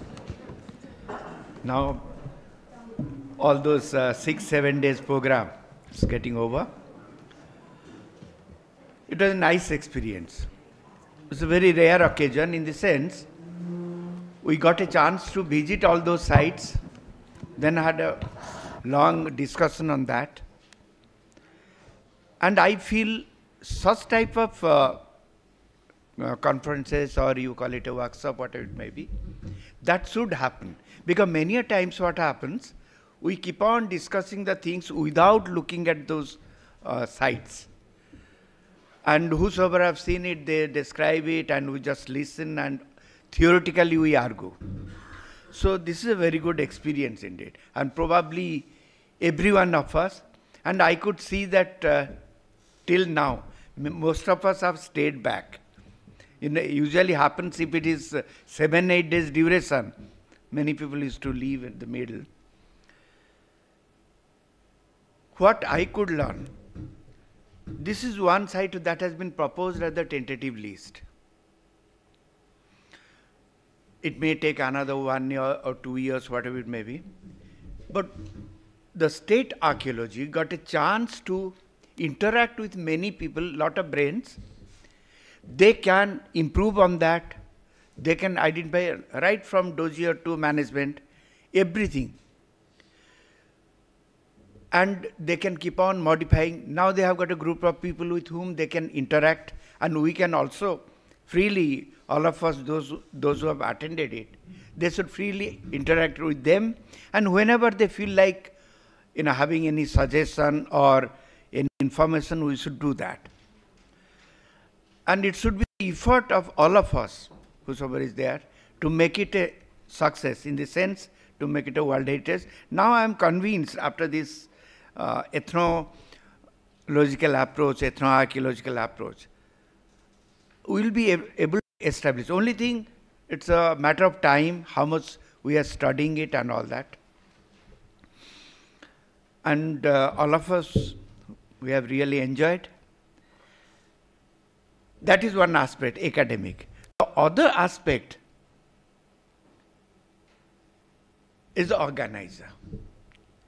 They have really, all of you, your colleagues, friends and all that, right from day one, picking up from the airport or railway station and all that, until now, we have never faced any problem in the hospitality side. And like me, those are not in the group, from outside they have come, and they will realize that how comfortable we are. And I request all of you to give a big applause of hands to the organizers. And as usual, the head of the office remains behind, like Dr. Tejas. Hemant was on the forefront, and all the colleagues, Tejas and all of you, you have done it. And right from driving the vehicle, to the sites, and everything, every small thing that has been taken care of. It's a nice experience, and we'll remember it. And we have got a good chance to visit many of these sites. Usually it never happens. The local sites only, in all the conferences we get a chance to visit. Here these are new discoveries, and we could see that. And what? Yes, Nisarg. Sorry, when we are interacting about the invitation and all that, I actually, in fact, we couldn't see any difference with the state archaeology or the Nisarg. It was almost one lithic, one unit, and all of them, they were working very hard.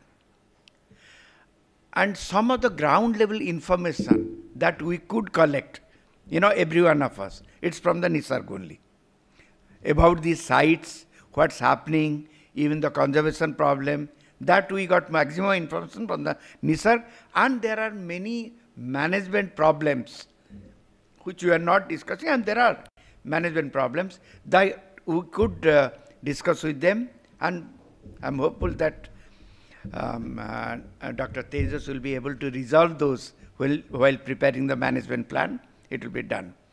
And it was an excellent example of interaction between the government and the NGOs. It never happens. Because I served in ASI, that is all, I mean, okay, their banner will be there. Directly they are never involved. Here is one forum, directly they are involved. And that is what I couldn't difference between the government and the NGOs. So we should, another plus of hands should be given to the Nisar. And any help from any of the scholars, any point of time, we are there. And you will be getting our contact numbers from State Archaeology, whether it's email ID or anything, and we are there for you. Thank you.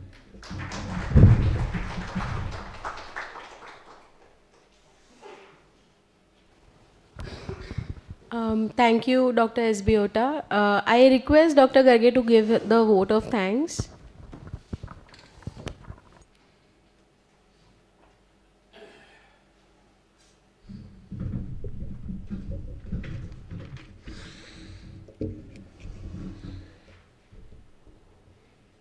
My teachers, delegates, my dear friends who are here as delegates, all my staff, participants.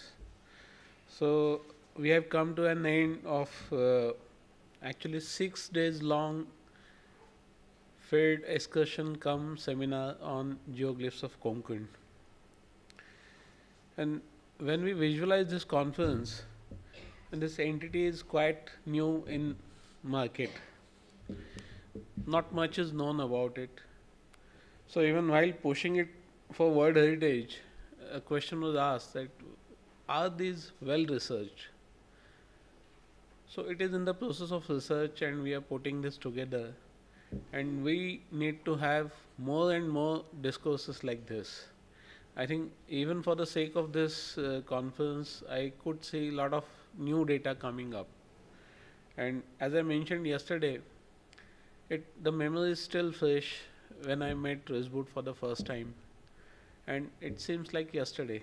And actually we have come a long way from unknown entity to a tentative World Heritage property.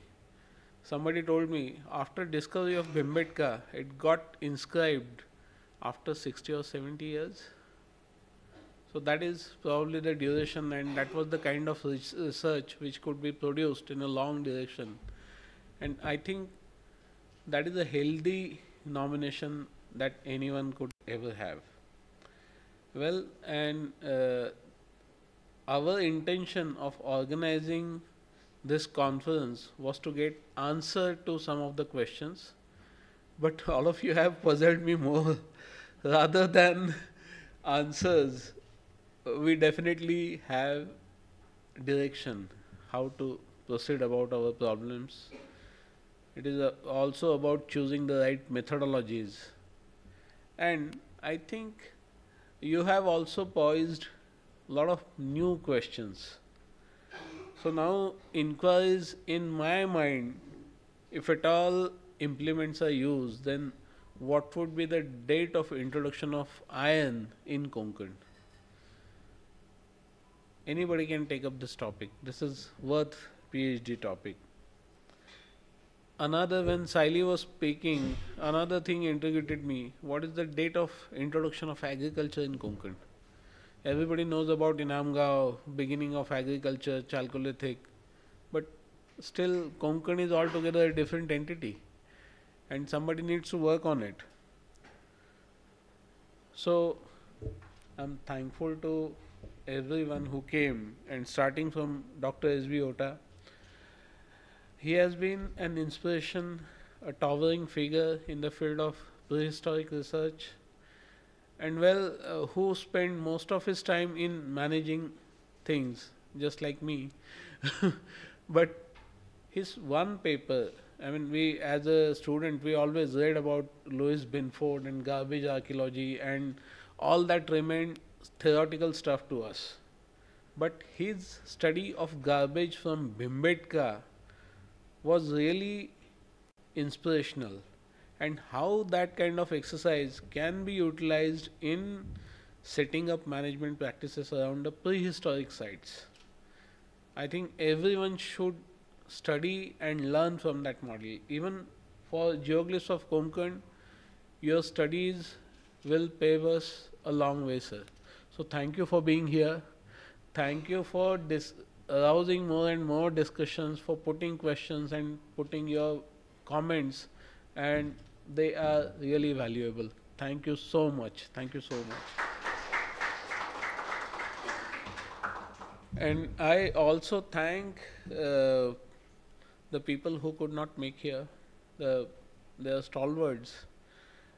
Unfortunately, they couldn't make it here, but they showed a lot of interest. Robert Bendrick, Elvin Neumeyer, he visited some of our sites, and Anna Maria, though she was newly introduced to this data, she was kind enough to send us a video, and I definitely expect them to be part of this venture in future. I thank Giriraj Kumarji for coming all the way down and even sharing with us. It is very important to talk about failures. At least one can decide in what direction not to go, or one can also decide how to improve upon it. So thank you for coming down. Thank you for pushing me to write that article on Purakala. And he had shown a lot of interest in our all-around activities, and he keeps on giving his suggestions. Rather, he keep on pounding his suggestions, and you are most welcome all the time, sir. So thank you for being here. No new introduction is required for Professor Ravi Korishettar, who has been a stalwart figure in the research of prehistoric art. I mean, anybody who does not know him, who is a newly introduced in the forum, would be inspired by his composition, poise, the kind of delivery that he delivers about his subject, the orientation of his paper, and a lot of data was not new to unknown to us. But still, when we are looking at it from the perspective of geoglyphs or this entire life cycle of Mesolithic to Neolithic historical transaction, it was very insightful, sir. So thank you for coming down, and thank you for enriching our own knowledge. Thank you so much. So of course now I will go by speaker to speaker, because without speakers any conference is a failure. The speakers are the stars of the conference who make the conference. So without them it is truly incomplete. And we saw a very stalwart opening batsman of this conference in form of Dr. Surendra Thakur Desai, who put geographical context set for this conference. The first session itself, it was designed to give you a very idea of geological, geographical or biodiversity context of the geoglyphs in which they are set. I mean, thanks to the training of Deccan College, I owe a lot to that institution. I mean, that is how you tend to think, and that is how that also affects your administration, that also affects how you conceive the ideas and the way papers should progress. And Ashwin Pundlik is a special mention, because his presentation was quite insightful. Even I learned a great deal from him. And as an archaeologist or as a conservator, I learned that I am trying to protect surface, but the problem lies beneath. And how to tackle that, I have no answer, but I'll keep looking. So I thank Ashwin Pundlik for being here and delivering his address. Then Professor Vijay Sathe has been my teacher, has been very inspiring figure towards learning more and more about paleontology. So I thank him from my heart for making it here. And of course you many of you missed because it was a private spontaneous recital in front chairs. So he sung beautifully some spontaneous things, and that made this experience more lively. So I thank him for that. Many of you may not know he is a trained classical singer. So, and well, thank you, Dr. Aparna Vatve, for coming down. Her experience of biodiversity has been the guiding factor for setting our nomination dossier. She has been working in this area for so long, and as an administrator we often tend to acknowledge the scholars who are working on ground level, and her presentation gave us a proper insight of the kind of flora and the kind of biodiversity which is in existence here. And I think we need to do more in that regard. And it always intrigues me that a lot of faunal depiction is seen, but where is the flora in rock art? Why there is no flora? So again a new question. So thanks for being here. Well, and though Professor Malsao Milana, though he was not part of this particular group, but he had to leave early, so he had to be accommodated here. Otherwise, Professor Nigam's lecture would have been the perfect addition to this session. And when we put our YouTube videos scholar-wise, I think we will add Dr. Nigam in this series, in this context. So of course, I thank him for coming here on short notice. He was little undecided, he admitted that, but it was great to have him because his paper on sea level changes helped me in formation some of my understandings of Harappan civilization. And I always thought that even they are useful in context of Konkan when we are looking at many sea creatures in the petroglyphs. So I thank Dr. Nigam from bottom of my heart for being here. And as I said in Marathi in one of my previous talks, Sudhir Rizbod is like Nandi in Mahadev shrine. If you consider this whole geoglyph business in Konkan as Mahadev, then he is the Nandi in front of that Mahadev. Unless you touch that Nandi, seek his blessings, you can't go for the darshan of Mahadev. So I thank him for his tireless dedication along with his teammates Dhananjay Marathe, and of course Thakur Desai sir is also part of this venture. And I think initially Utwij used to work with State Department. Now he is also part of the Nisargayatri, and he has continued upon his new academic journey with him. And I could see more addition of young faces thanks to DST. We could not accommodate all their presentations, so I am really sorry for that. But I request them to make the videos in Zoom conferences, and we'll ensure that they are added on this conference on our YouTube channel to make this more holistic. So thanks to entire Nisargayatri team for many things.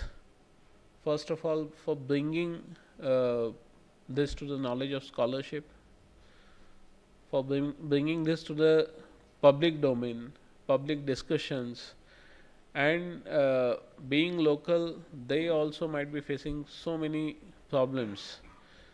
But in spite of that, they have continued their journey with vigor and helping in all arrangements of this conference is only a smallest part of his venture that I know. And they have done it to the best of their abilities. So thank you very much, bhai.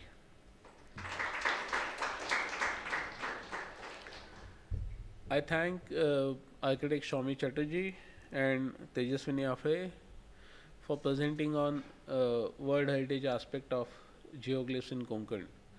And I wasn't expecting a presentation by two conservation architects to generate that much of discussion. And I was quite surprised, and it was a pleasant surprise. So thank you for that talk. Thank you for the generation of intellectual dialogue, and thank you for putting up that dossier together. It is going to be there. It is going to pave a long way in rock art studies and preservation and management of rock art. Sometimes we take up some journeys which we don't realize that they become milestone in the history. And I'm really glad that you all are part of that beautiful journey. So thank you, Shomi, and thank you, Tejaswini. And I'm thankful to Dr. Sachin Patil for putting up the fresh data on ghats. Anytime if there was a report of any engraving from ghats, I was a bit ignorant about it because I knew it is nowhere related to Konkan petroglyphs. It has got its different genesis. It needs a different study. So I was not really paying more attention. But thank you for coming here. Thank you for presenting your paper. And definitely we would take up some of the sites mentioned by you under protection of state archaeology. I thank the entire group. The entire session was dedicated to rock art in southern peninsular India. So we started our journey with Dr. Mohana. Well, I was expecting more cognitive things, but your data was beautiful. Your data was beautiful. I hope the paper that you send in writing would have a more clear commentary on the cognitive aspect, which is very delicate subject. It is not a subject through which you can easily venture into. So thank you for touching upon a difficult subject, and I hope to have that delivery that you had planned in your mind in your written paper. So thank you for coming down and thank you for presenting your data. I thank Professor Murugeshi for sharing his new discoveries and new findings and how we can correlate that with prehistoric rock art in Konkan. So thank you for being here, sir. It was a great valuable addition to our set of data and understanding. So I can't thank enough Professor Ajit Kumar. I mean, he has such a scholarship, but still ease and a smiling face, and somehow I could also relate to him in many ways. He was also assistant archaeologist in Archaeological Survey of India, and he also served in Aurangabad Circle. So there are some legendary stories which are passed on from one generation to another, and I'm happy that he and me are part of you. So I thank Professor Ajit Kumar for being here. And for me, surprise package was Mr. Benny Kurian. I still don't know about I mean what he does for his livelihood and professional, but I could see his passion, and I don't know how he made it possible to venture into all these spaces, finding the rock art, interpreting it. And sir, you are far more than a professional. The professionally trained archaeologists also do not have depth of your data, your analytical mind, and the way you presented it to the public. So thank you for coming here. Thank you so much.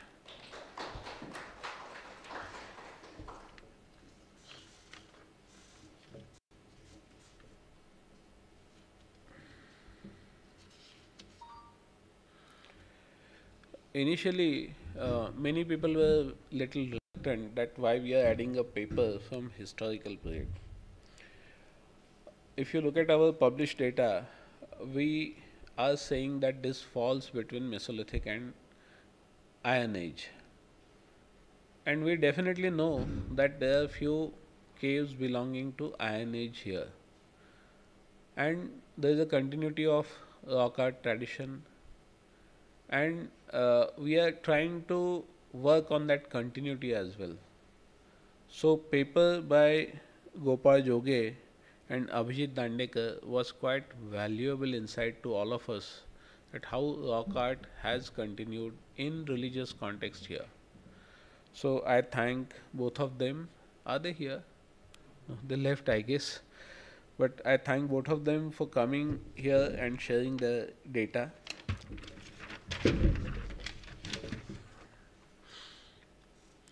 And this morning it was quite interesting session.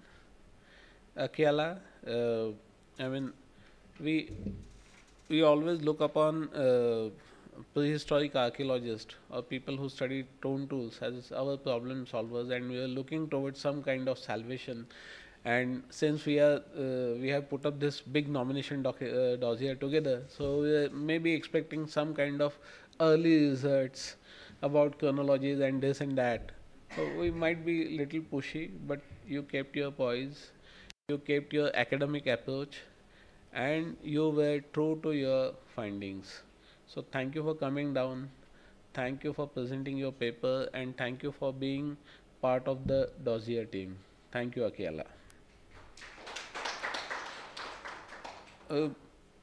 Path's review was quite exhaustive, quite intriguing, and again he came up with more and more series of questions. Then I was thinking, I did not bring you here for generating more questions. I'm looking towards you to generate more answers. But you know, that is the beauty of academics. The question and answers, they go hand in hand. I think this is the beautiful journey of friendship that we cherish through academics. So, thank you for being here.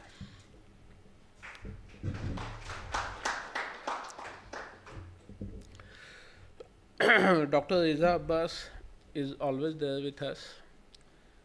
His composure, softness, and depth of academic data, and ability to think on various lines on various platforms always pushes us to take new boundaries, explore new horizons. And Reza bhai, again we are looking for some inputs from you to push forward our mission of understanding the rock art. So thank you for coming all the way. Thank you so much. Mridula's paper was a surprise package to me. I think every one of us will agree that she was star of the session. If there was a best paper award of this session, it would have gone to her. Unfortunately, there is no such system. So because we never talk about techniques. We are archaeologists, we are interested in answering the questions.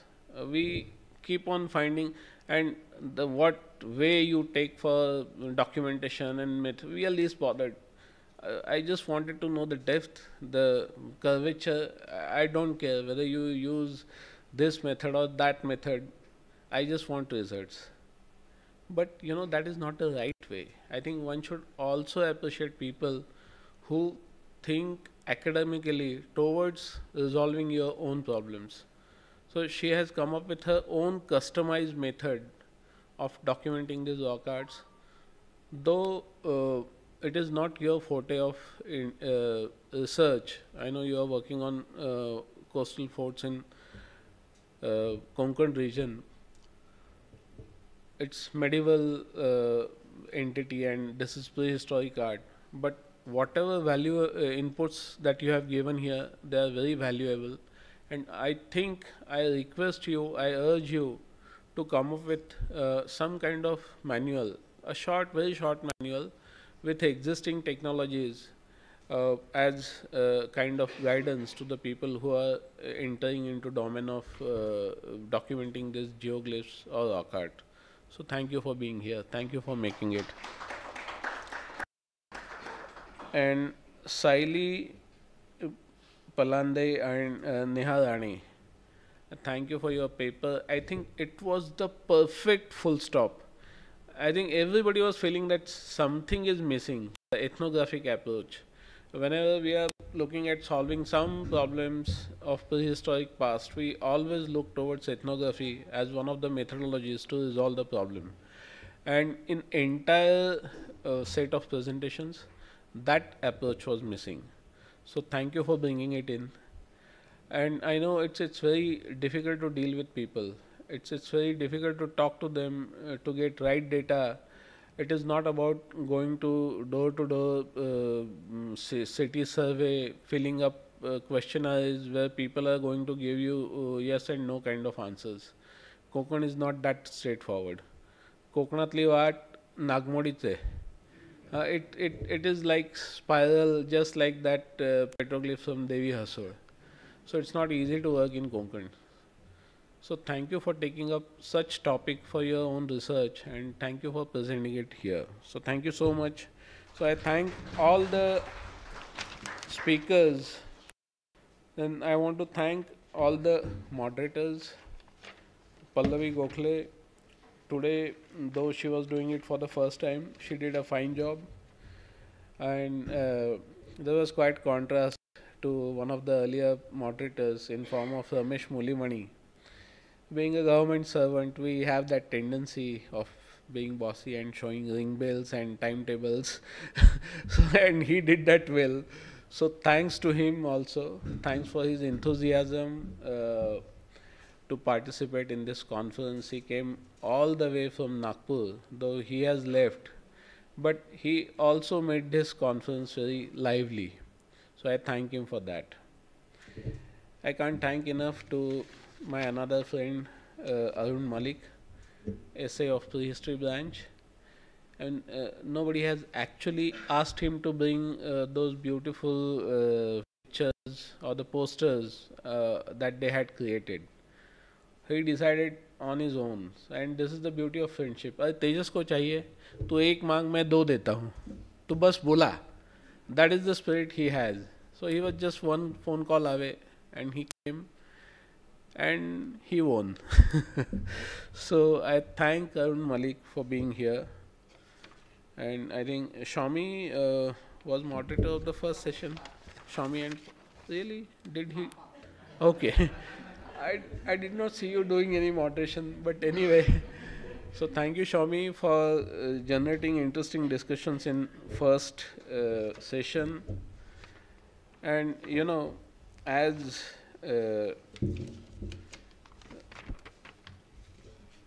behind every successful event gathering, there's a team which always works behind the curtain and which is not at all seen.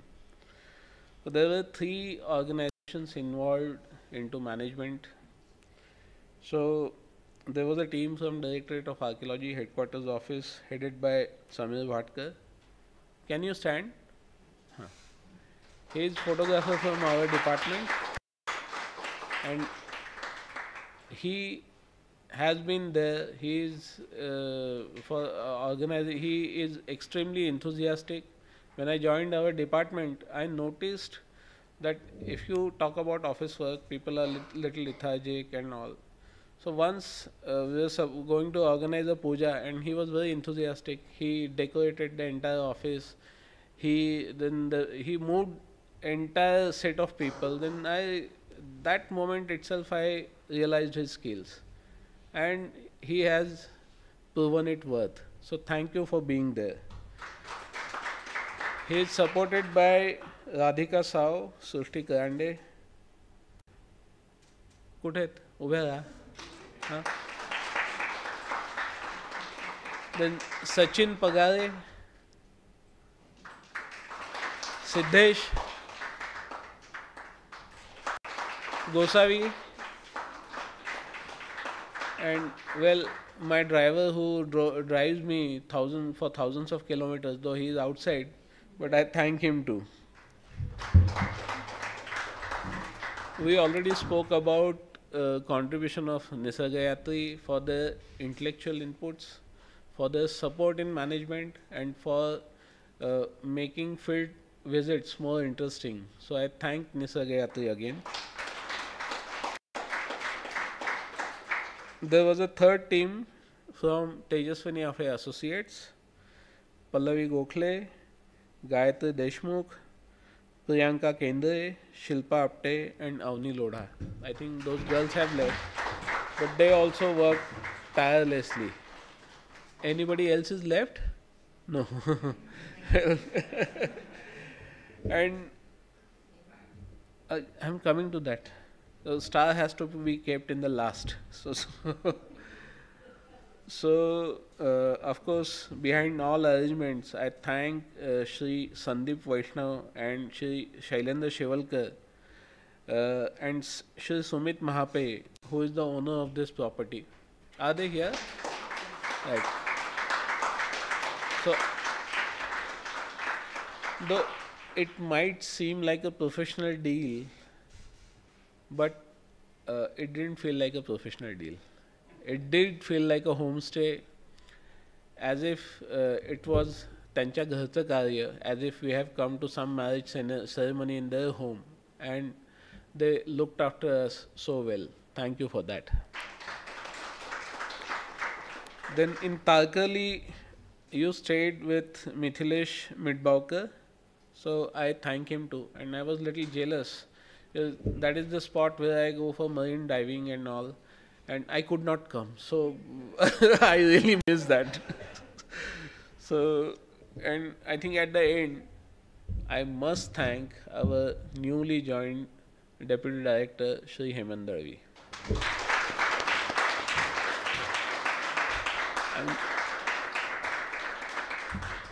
Department का नया रंगरूट है और नए रंगरूट के ज़्यादा रगड़ते हैं, तो that is what I am doing with him, and I hope that there is a great future for him in this department.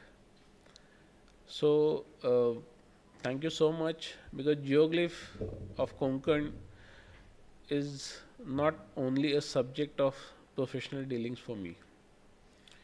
It is more of a intellectual exercise,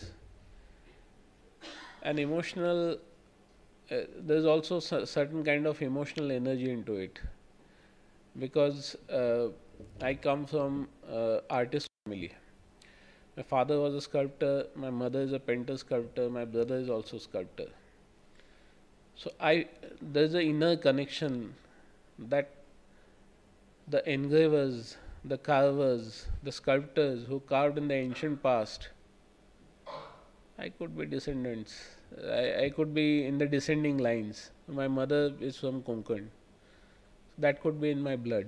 That could be the connection. I don't know.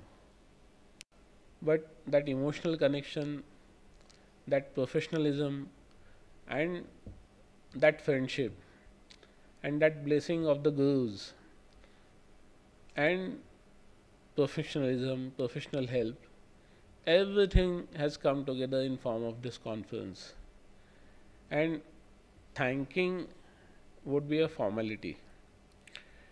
I want to remain in debt of all of you.